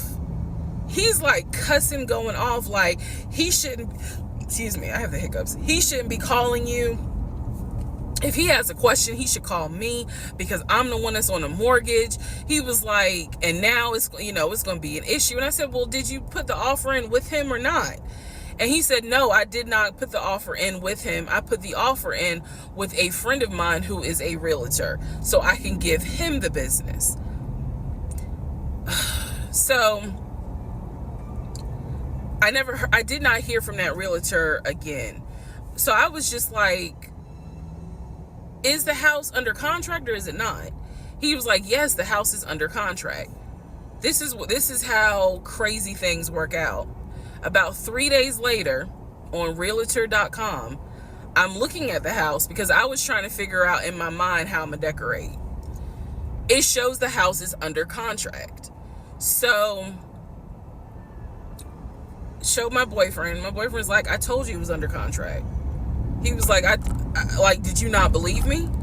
And I ain't had the heart to say, hell no, I didn't believe you. Like, it seemed too good to be true. But once I saw the house was under contract, I absolutely believe that, okay, it's under contract with him. Like, yeah, we're about to do inspection. We are about to move.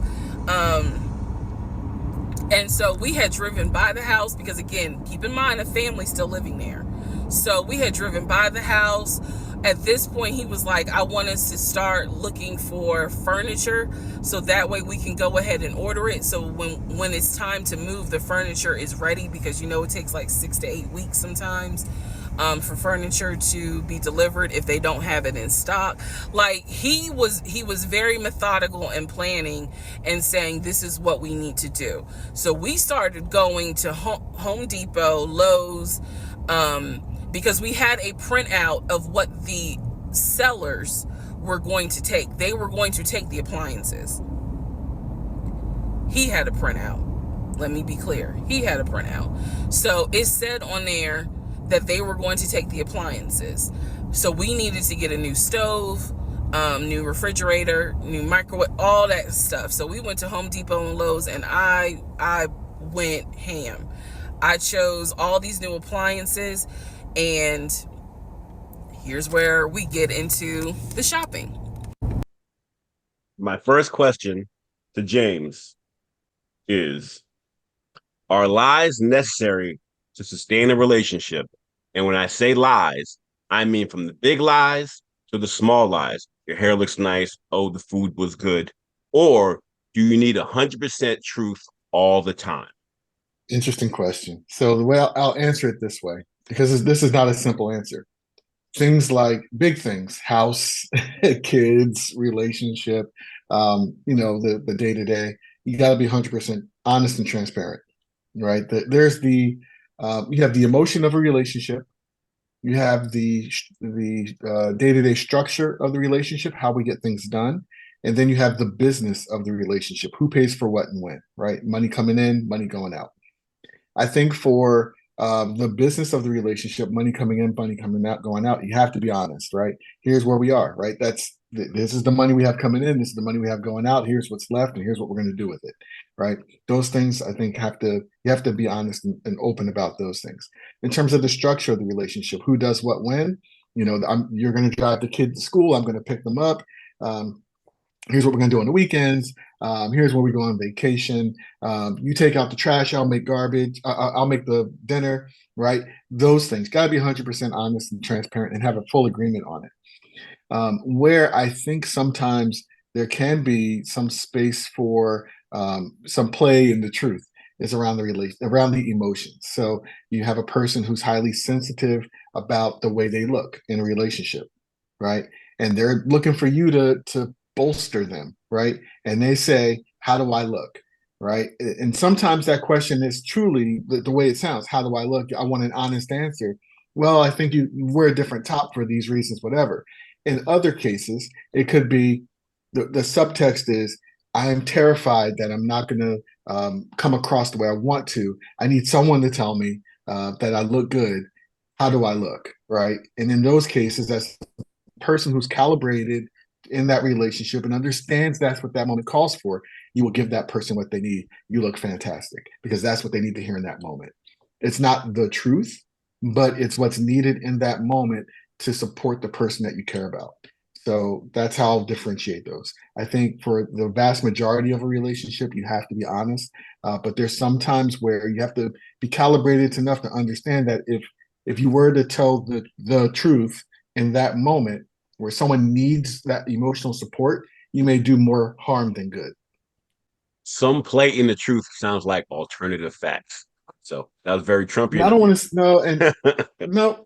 Some And play in if the you truth. listen to how I said it, if you listen to how I said it, then you couldn't be further from Trumpian. I'm talking about sensitivity to emotions. I get you. Very different. Yeah. And now I'm fucking with you. Kristen, same I question. know, of course. Are lies necessary to sustain a relationship, or do you need 100% truth all the time? I need 100% truth all the time, but I think that there is a way that you can be honest without being hurtful. So, I like lies these days, though. You know what I mean? Tell me I'm cute. I know you lying.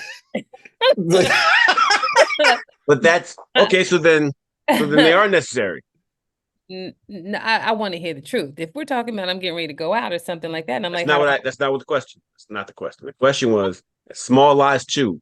Anything. Oh, the food was good. Even if it's first of all, if you're my man, you better not be lying. When you tell me I'm cute, you better mean it. It better be the truth. Like a smile that you don't mean. Someone says something, the person says something, you don't want to argue, you smile it away.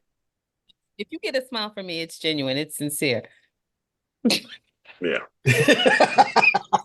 No, I don't like lying. I just don't like lying. I don't like lies. I think that you can be honest in a gentle way. Okay. I'm thinking about this as you're lying. As I'm lying right now. I think a partial telling of the truth, like I did that, James, a partial telling of the truth, or a massage truth needs to be in a relationship, especially when things are bad and you're trying to convey an idea or you're trying to get something accomplished. And if I say this here at this point, it's going to go bad. So sometimes if I'm thinking about this right now, I think they may be necessary in order to accomplish an end goal in particular things, because I know if I give the answer that I know they're not going to want to hear, we're not going to be able to move this thing to the next point. Again, prime example. Hypothetically, you're going out to a dinner date. or you're going out to the theater and the movie. Time is of the essence. I'm not talking about buying a home or anything of that nature. I'm saying to progress, to go to an event. Hey, do you like my dress? It's fantastic. Hey, do you like my hair? It's perfect. Because the goal is to get to the destination. So in those scenarios, I think a white lies, that's what you want to call them, even though I call them black lies, because the big lies are the white lies. Your 11th commandment. The 11th commandment, thou shalt not lie. I know. No. Thou shalt shut the fuck up. That's Oh, your, shut the fuck your up. 11th commandment. No, that was my first. No, that was my first commandment. That was your first commandment? That's commandment number one. Oh, okay. It's above murder. You have to measure the consequences of what you're saying, right? So again, to your point, right, and to the point I made earlier, for the really big thing, the business of the relationship, the structure of the relationship, how we're getting things done, I think you have to be 100% transparent, because the end goal is to make things move smoothly, to make sure we take in more money than we spend, to make sure the kids are taken care of, all of those things. When we talk about the white lies, we'll call it the white lies or black lies, either way. I'm good either way. Where it gets to emotion, right? Where you see that someone needs something to feel emotionally stable. That's where I'm going, okay, in that moment, what's the real question? Is the real question the words that are coming out, or is the real question the emotion that I'm calibrated to, that I feel? And I'm going to respond based on what's needed to support that person that I care about, which may not be the truth that I'm thinking here, because I want to help the emotion of the situation. So I think the consequence in that situation of being 100% honest may kill the relationship. And then I ask the question, is that worth it? Let me follow up with that then. So you said you would do it to maintain, how did you phrase it? The emotion of the person? If a person needs emotional support in that moment, how do I look? And you can, just like we're sensing the desperation in this story, if you're sensing the desperation in how do I look, and they need their confidence supported so they can walk out that door. Mm-hmm. And then you kill their confidence by telling them the 100% truth that you think in that moment, no, you don't look good at all, right? What is the damage that might be done in that moment? Now, if it's, no, you need a different outfit, or I think you look better in this, or something like that, though, that's a different way of saying it. But if you come across in anything other than, with something, if you're bringing on the sword, right? With your 100% honesty, you could do damage to that person and your relationship. But now, James, you're going into a kind of honesty, because you can be honest and be gentle. Just be like, I think you might rock that other you can't better. That's being honest. Right. I think with some people, you look better in yellow. Yeah. With some people, you can absolutely do that. There are other people you cannot. Any criticism in that moment of desperation, where they're not feeling 100% secure in how they look, any answer other than you look fantastic may kill that person's confidence and potentially damage your relationship. So you have to, my only point, when the emotional side of relationships, you have to calibrate to what's the real question. There's what's being said, and then there's what's really being meant. You have to be calibrated to what's needed in that moment. And then you decide how you want to do it. So if you're a person who's honest just for honest sake, and you don't mind slaying that person's confidence in that moment for the sake of you being honest, then the consequences are going to be what they are. So then it leads to my next question, which it has now become a two-part question. Part one, have you ever let a lie slide because you wanted to continue a relationship? And the part two, or not get into an argument? Yeah. So as an empath, I normally know when people are lying to me, right? It comes back to consequence. How consequential is it?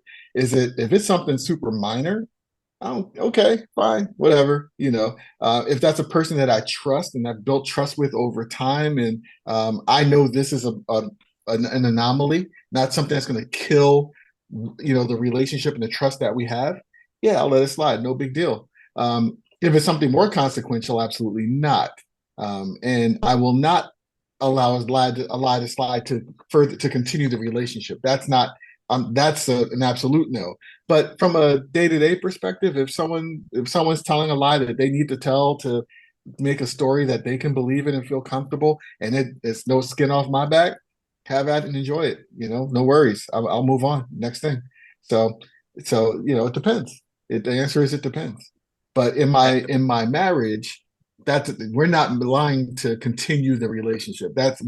We're very honest with each other. She is someone that I can be completely honest with, and thankfully, and she can be honest with me, right? Because we know that it's not coming from a place of harm. There are other people in my life that may tell a lie that it's like, okay, all right, you can keep that one. If that's what you need to believe right now, I'm not going to waste any time on it. I'll let you have it. It just doesn't matter enough in that moment to me. I'll let it go and move on. I was trying to think of scenarios and situations where I accepted a lie for any reason. I can't think of it because that triggers something for me. Once I realize something has been said that is knowingly false, the person knowingly has given me wrong information, nothing comes out of their mouth for me anymore. Like no, I can't think of anything, any experience, because it really takes me to a place of, hey, you lied about that. I'm sorry. I can think of somebody recently. Fine ass nigga. I know, right? I can think of somebody recently. Don't worry, we're gonna let it slide, Kristen. We're gonna let that one slide. It just came to me as I was saying that, though. This is recent, somebody recently. And now here's the thing. That particular person I knew was a liar. I just had not had my turn to be lied to by that person. Because, once somebody shows you who they are, it's only a matter of time before you're next up. And I had asked this person a specific question, and they gave me a direct answer, and it turned out that they lied.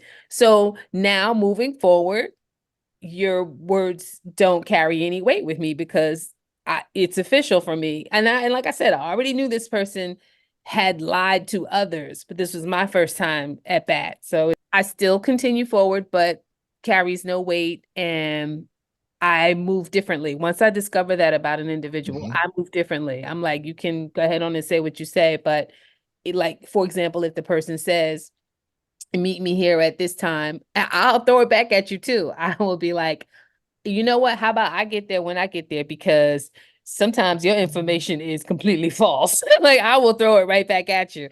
And I'm going to make adjustments to my comfort now because of who I'm dealing with. So yeah, that's my story. Yeah, absolutely let a lie slide. I love you. Who this bitch was lying? But I let the lie slide. I knew she was lying when the L came out her mouth, but I let it go. Happy, that is so cold. Now, let me ask you this. In that specific example, how do you know she was lying? I know you're unlovable, but I mean, how do you know she was how do I know she was lying? Because words and actions didn't match up. That's how I knew she was lying. I think love is a verb. It's more of an action than it is just an adjective. How do you describe something? But was she lying to you, or was she lying to herself? She said it to me. She said it to me. She said it to you. But was she lying to you, or was she lying to herself? Maybe it was a bit of both. She could have been lying to everybody in the room. So, but I let it slide because I knew. I'm like, I know you're lying. I know you don't mean that. I can tell you don't mean that. But I'm going to let it slide. Did you lie back? Did you lie back? Did you lie back? Did you lie back? I love you too. No, I didn't lie back. I actually did love the person. I actually did love the person. Oh, now I feel bad. I let it slide in order to sustain the relationship. That's the end of the statement. In order to sustain or continue the relationship. So I did let the lie slide in order to continue the relationship. So yeah, but I knew when the person said it, and that's why it was a lie. Yeah, and that's why I said what I said as well. Like, sometimes everyone else can tell that they're lying to themselves, but they themselves don't realize they're lying to themselves. They're trying so hard to convince themselves that something is true that they stop realizing that they're lying to themselves. And then they say it to other people as if it's true, but everyone else is going, yeah, but we know that's some BS, right? Yeah. So there's the lies that we tell ourselves as well that we let slide, because we want to act and perform from a certain perspective. based on that lie that we tell ourselves. We, the greater we, not the three of us, but you know what I'm saying. So in that situation, I would ask that same question: was she lying to herself, or was she purposely? She knew one thing and was telling you another, and that's the question. And we may never know the real answer to that, right? Yeah. So Did this you is my cry? last question. Did I cry? Did you cry? No, You was no. hurt. You We was cried hurt. together. No, I did not cry. I'm not. Tin Man, what did you feel in that moment, Tin Man? Oil started leaking from. No, I didn't. I was. Big Mac left him. Yeah, no, she was not a big. She was not a big back, but actually no. It was the relationship lasted a couple years after that. Oh, wow. It stayed around. It was like 3 years it lasted, but Wow. yeah, and then and then it hiatus for like 9 years, and then came back again. Then was the love ever real, or No, just for closure's sake? for clarity and for closure, absolutely not. It was none of it was real. It was Okay. it was an oasis, and So I do not clearly, blame. Let me say this for if they have happened to listen to this, I do not blame them on that. My fault, because I should have confronted what I knew to be true, as opposed to just letting it slide and just playing along. you like that sweet. That sweet money. Yes, I did. But sometimes when a person loves someone who doesn't love them, they're willing to let a whole lot of things slide, hoping that one day that person will love them back the way they love them. Right? If I can just show them, if I can just hang in there long enough, show them more of me, do more for them, all those things, then maybe one day that person will love me the way I love them. And that is, and as you said, that is a mistake. It's a trap, right? Because now you're trying to sell yourself to someone, and that's already made a decision that they don't want to buy. If a person lies to you, how long do you wait before you tell someone that you know the truth? If it's a lie that means something to me, and I'm going to do something about it, I tell them right then and there. I just call it out right there. So that one's easy, right? So if it's something substantial, it's consequential, it has meaning. It's going to change the way I look at that person. They'll know it in seconds. If I'm aware that it's not accurate in that very moment, but if I learn that what was said was untrue, I will bring it up only when another opportunity presents itself. Like I said, if the person says like, "Oh, can you meet me here?" and I'm like, "Well, last time this went down and that wasn't quite accurate," I'll throw it back up at the most unexpected, convenient time, because that's what women do. That's what we do. Yes. I'm built to do that. in my makeup. Hold it in my pocket, throw it out, boom. So they have to do something to you in order to get the truth out? You mean for Will me you to voluntarily just say, make hey, it by the way, I knew, even if they didn't do anything, you're driving in the car together, you're about to go someplace nice, go, yeah, by the way, I knew what you said the other day wasn't true. Or does it have to be in retaliation or something else? If I'm in a relationship with somebody and I find out that you just gave me a blatant lie, we're going to have a conversation about that, because I'm not trying to be with a liar. So no, that's going to be immediate. Or if I learn it later on, I'm definitely going to, upon learning it, be like, hey, you told me X, Y, and Z, and it was ABC. What? Help me understand. Because now we're on probation. I would say, I guess it depends on how important what they were saying was to me, what it meant at the moment. If you say something at that moment and it bothers me, or if it's a lie that I know has some harmful intentions to it, I'll approach it right then and there. But if you say something and I generally don't care, I won't bring it up. Maybe never. All right, part 4. So we go to Home Depot, we go to Lowe's. I'm choosing all these appliances. He's taking pictures of the SKU number. We had representatives helping us, And he basically explained to them, hey, we're buying a house. We should be closing sometime in June. Can we order this stuff now? Can I put a hold on it? Like, what can we do?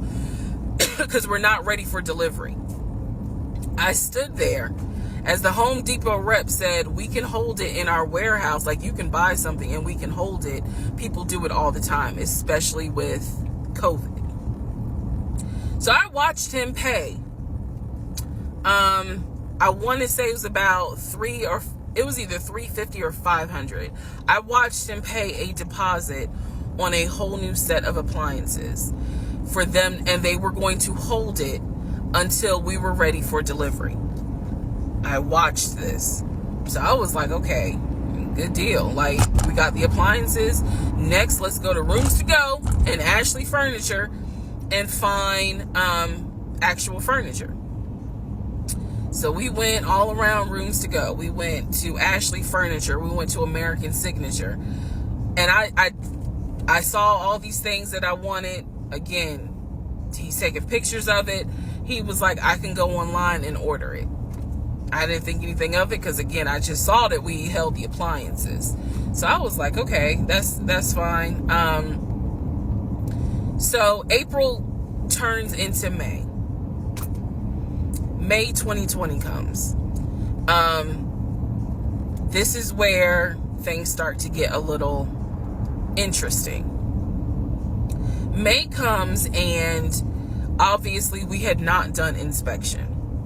And I'm asking him all the time, what's the deal with the house? He was like, oh, because of COVID, they're trying to get someone to do the inspection. But the guy that they had, it was always something. The guy they had caught COVID, so they're going to have to get somebody else. And he's like 15 houses backed up, so it'll be a while. So at this point in May, I know I look crazy. In this point in May of 2020, I started recording audio diaries. I don't know why. It was something just made me just start recording my thoughts in an audio diary, and I still have them.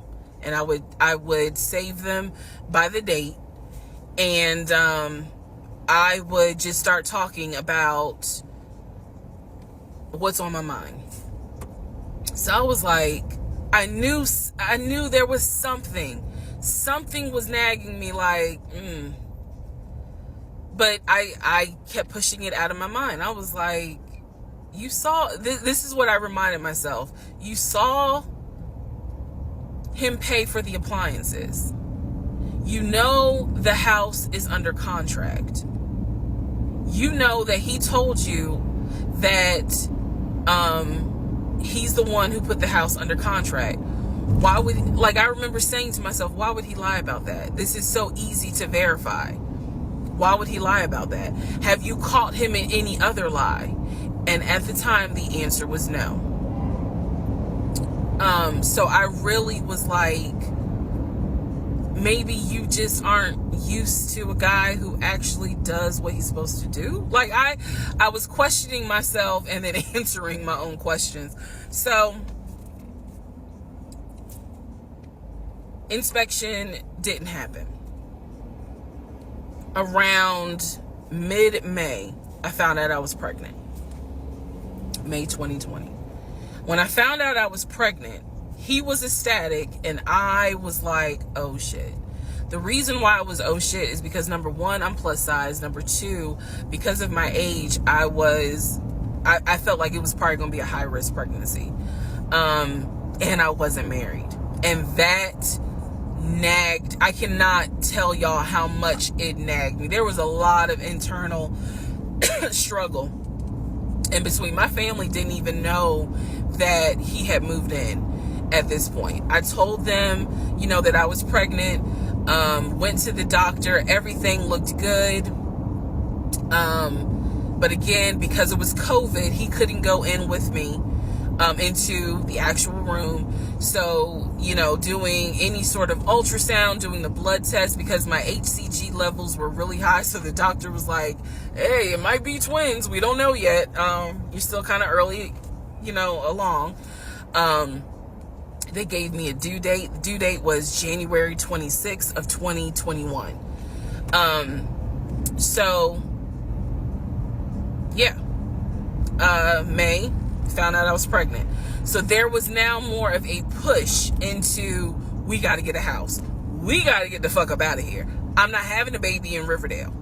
Okay, nothing against Riverdale, but I ain't having a baby in Riverdale. So we need to find out what's going on with this house. And so he was on top of it. He had an answer for everything. He was like, I'm gonna call and find out what's going on, blah blah blah.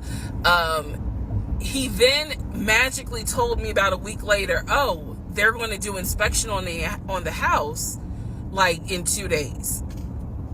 So I was just like, okay, keep in mind, I'm taking his word for it. I'm taking his word for all this. So he's like, they're going to do an inspection. Once we get the inspection report back, then we will know what we are going to be responsible for. What are we getting ourselves into? So, I guess they did an inspection. He showed me an inspection report. Only thing that they said that the roof had just recently been replaced, which I remember he was very happy about. And the issues that there were for the house were minor. It was not a bad, because we did have a discussion about it. He was like, it's nothing that we can't handle.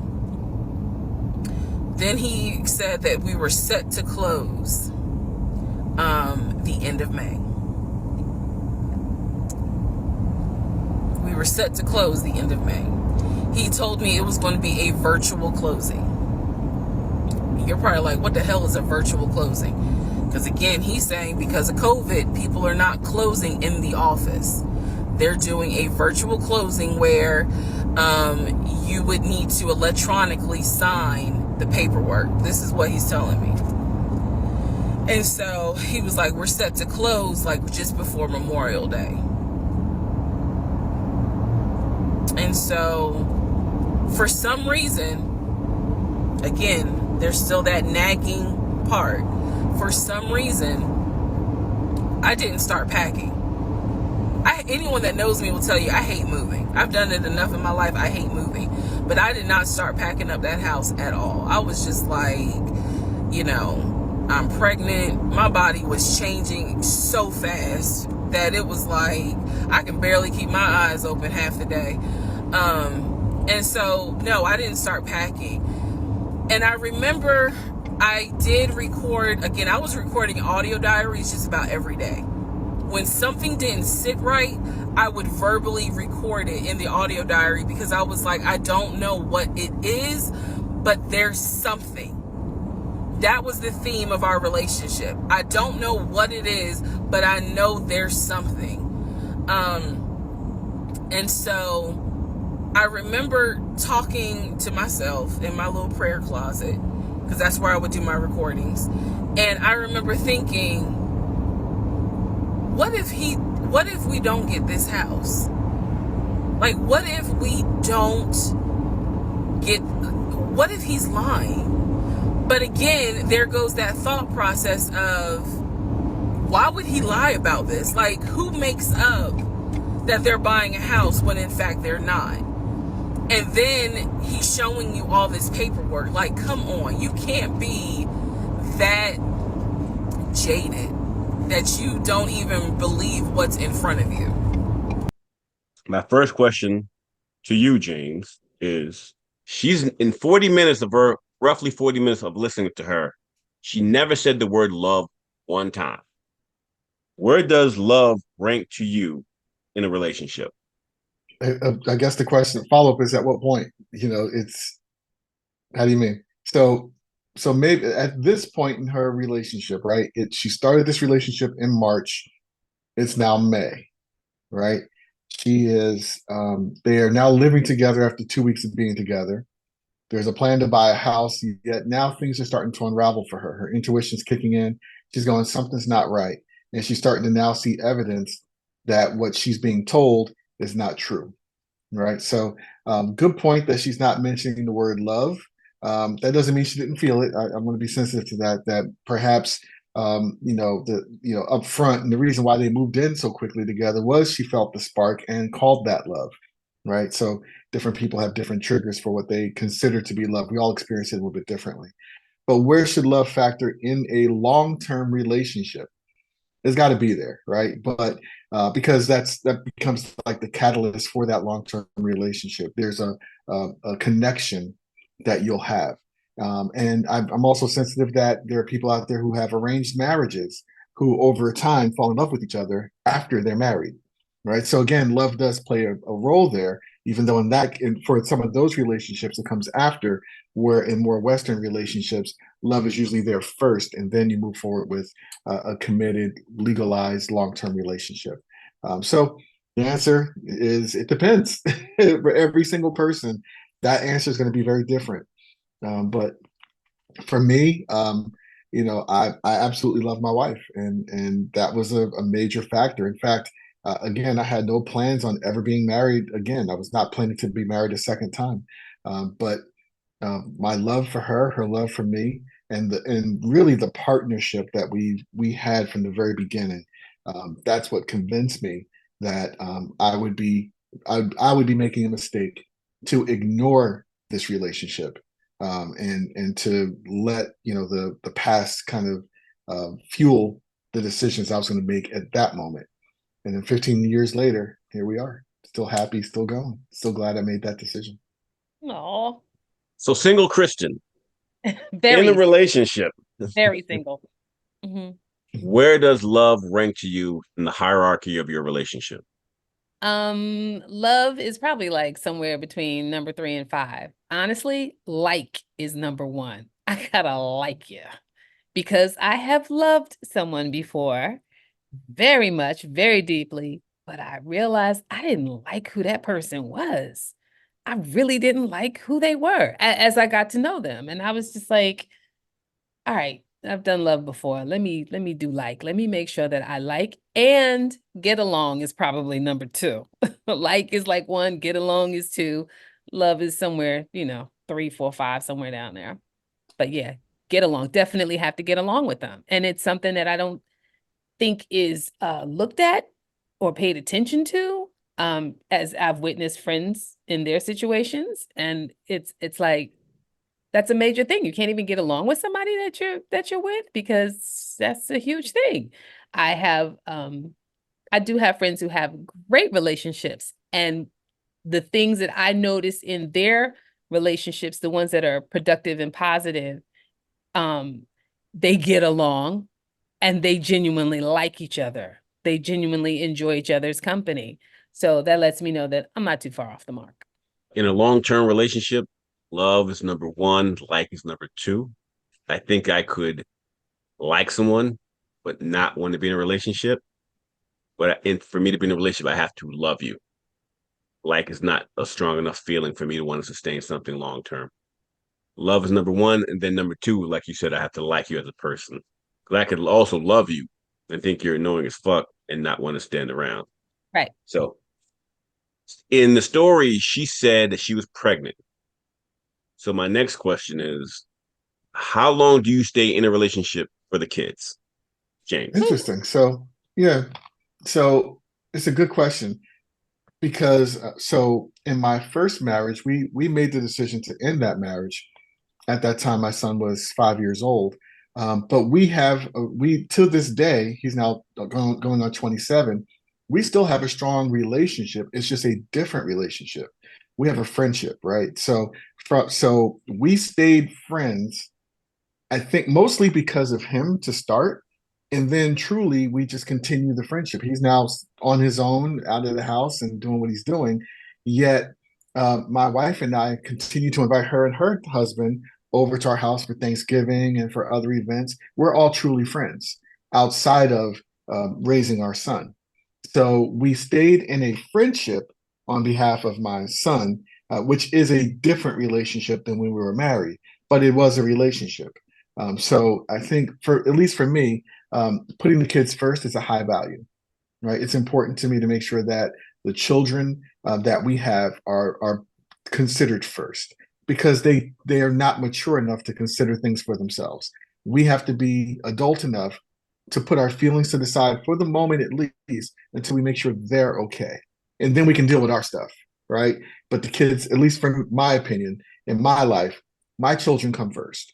So once we took care of the kids, then we were able to fix our relationship and be able to move it forward in a way that was constructive at first to make sure we can still raise him. And then that turned into a really great friendship where our new relationships we're like, yeah, let's all get together and hang out, and we're able to do so in a good way. I think you should stay in a relationship for the children for as long as you can, and not a second longer. I ended up being a single mom, never got married, single mom. And the things that I went through in my particular situation affected me being a good mom. So if it starts to affect your parenting, you got to find a space where you can function at your best. If it's not good for you, if it's not working for you, if it's not good for you, and it's affecting how you're parenting, you got to find a space that works any other way. So, I mean, if it's day 1 or day 100, whatever day it is, you got to make that adjustment. I don't have any kids, so I don't know the answer to that. Well, nose, throat, and hair babies don't count. If you can give birth from your hair, your nose, or your throat, I got a bunch of kids out there. So when it goes flying, it goes flying. You are so classy. Oh, Abdul. But I would assume, knowing my disposition, I could probably completely hate your guts and probably would stay in a relationship for the sake of the kids. Well, I'll say this. Oh, good, Kristen. Kids can pick up on that can't stand your guts. Kids can pick up on that. They feel every bit of it. And it'll manifest some kind of way down the road when they're 20, going into the CVS, and they go off on Jesse at the register, and he has nothing to do with all of that stuff. And it was because mom and dad stayed together and hated each other. I'm sorry. Go on, James. No, you're exactly right. You're exactly right. I did want to just it's a bit of advice, Abdul, that you gave me many years ago that I never forgot, and because it was filled with so much wisdom, and I can't tell you how many people I've told this to. When the pain of holding on is greater than the pain of letting go, it's time to let go. Who said that? I don't know if Abdul told me that one. We might be going back 25 years on that one, but I'll never forget it because it was so brilliant and how you said it. And I can't tell you how many different ways that's applied for me personally, and the number of people I've coached through when I had my life coaching practice, number of people I've coached through really difficult relationships, and that advice helped them make the decision whether to stay or go. Pain of holding on, when the pain of holding on is greater than the pain of letting go, it's time to let go. I also said, shoot for the back of the throat because it goes down smoother.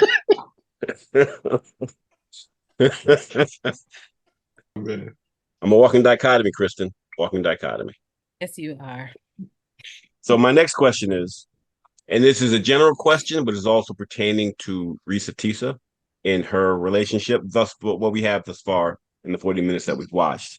If a person is a pathological liar or a narcissist, what does that say about them? Or what does that say about you? Yeah. Go for it. Well, I'll definitely start with narcissists. So we talked about skills before. A narcissist's skill is to get you to trust them, right? They're going to do everything possible to manipulate your trust in them so that, when they bring something that you're going to disagree with, it may lower your trust of them, but you're still in the game, right? You're not completely gone. There's a concept by a gentleman named Stephen Covey. He wrote the book 7 Habits of Highly Effective People, and it's called the emotional bank account, right? With every deposit, with everything that's said that's truthful, with trust, with love, all those things, you're increasing the emotional bank account. But then lies will be a debit from that account and bring it down, right? As an example, what narcissists are good at is building up the emotional bank account so high that when they drop in something major, the emotional bank account drops, but not to zero. You stay in the game. So I think it doesn't necessarily say something about you. When a narcissist enters your life, you just become their target, right? And narcissists will target, people that they can run their game on, right? So, and that can be any variety of people, right? You may not know you're with a narcissist for a long time. Same thing with pathological liars who try to cover their tracks and can provide pseudo proof, like this guy did, right? He never showed Reesa Teesa the contract.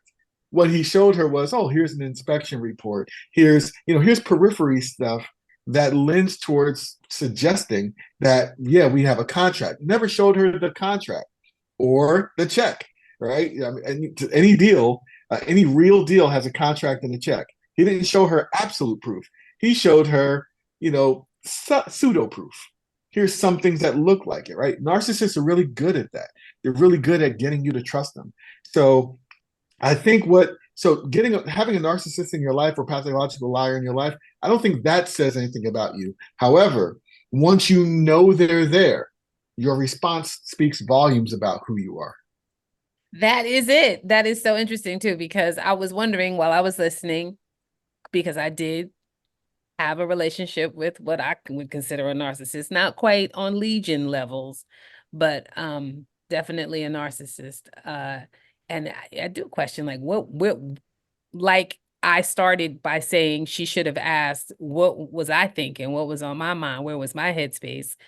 I began to question myself, like, what was I going through? What was I in need of? What was the balance? What was I getting out of this situation? I did stay in it longer than I should have, but I didn't realize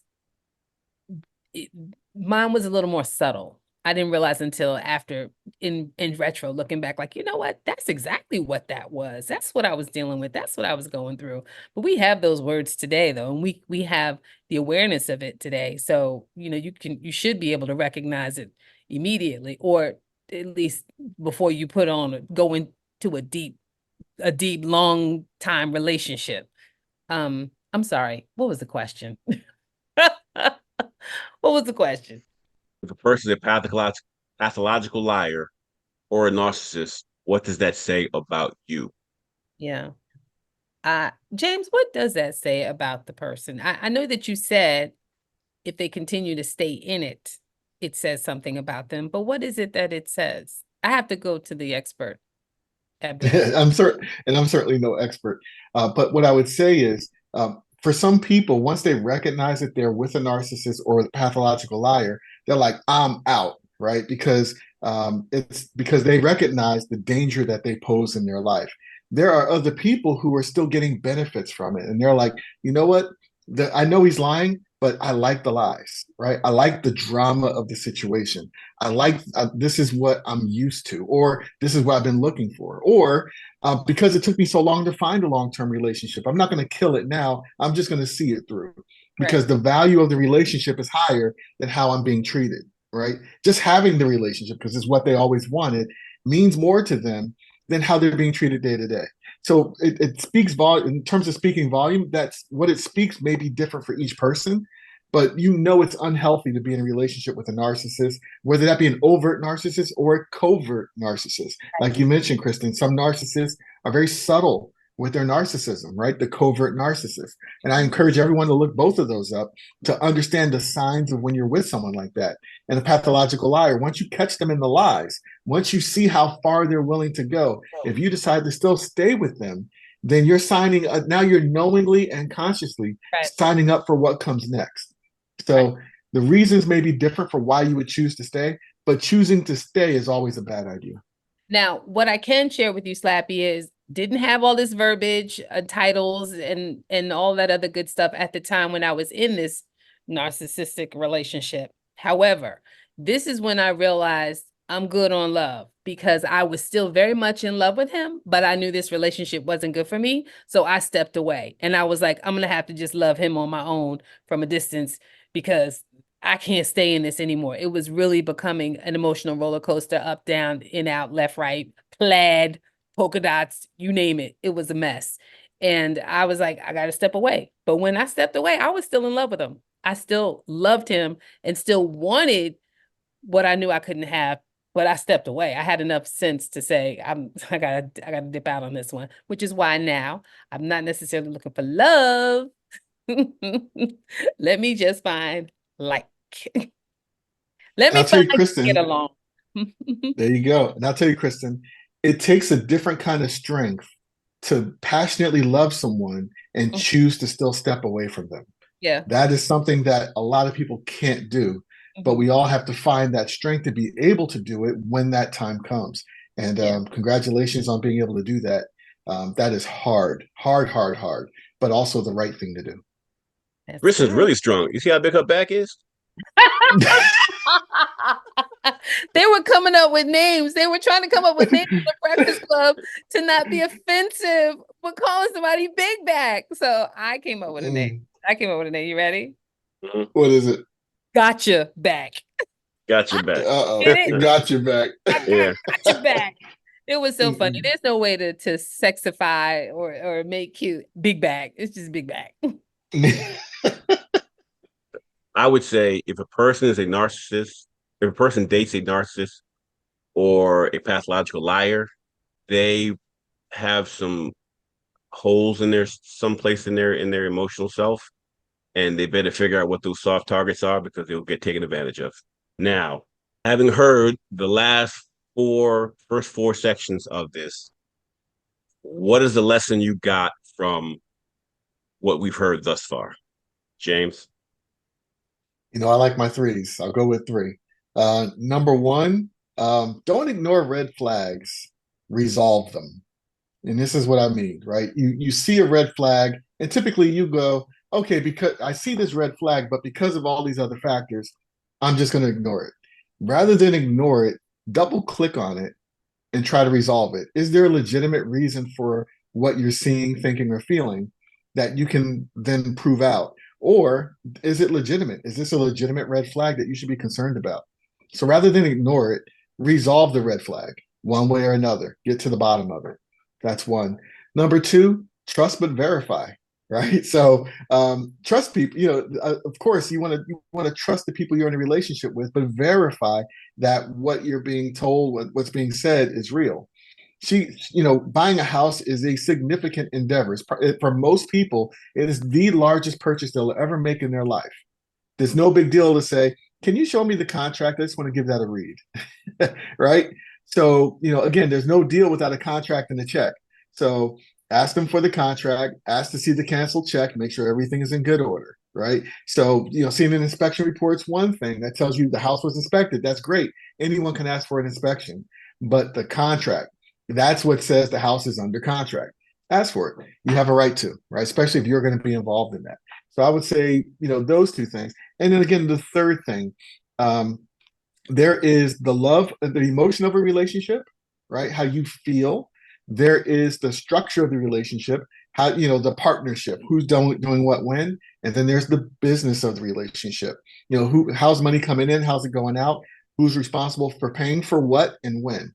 Make sure those things are all clear, right? Those three are the major components. There's a lot, of course, there's tons of components to a relationship. Those are three big ones, right? How do you feel? Who's doing what? And who pays for what, right? If you can get those things straight, the structure of your relationship, the way you guys are operating is going to be on much more stable ground. But in this situation, as we saw, with Reesa Teesa, the emotion was shaky. There's not enough time to create a relationship before they were living together, right?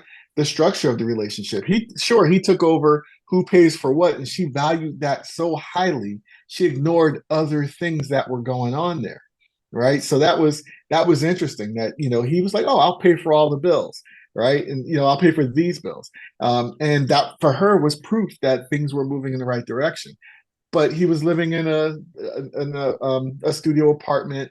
So what's happening here? Like, how's all this coming together? It's an interesting. I don't think she resolved any of that, right? And then again on the money side, right? How's money coming in, going out? Who's paying for what? Who's responsible for what? Just having super clarity on that stuff, right? So there was a lot here in this story, and again, her desire to just be in a relationship is what carried this for as long as it went. So she put that above even how she felt about herself.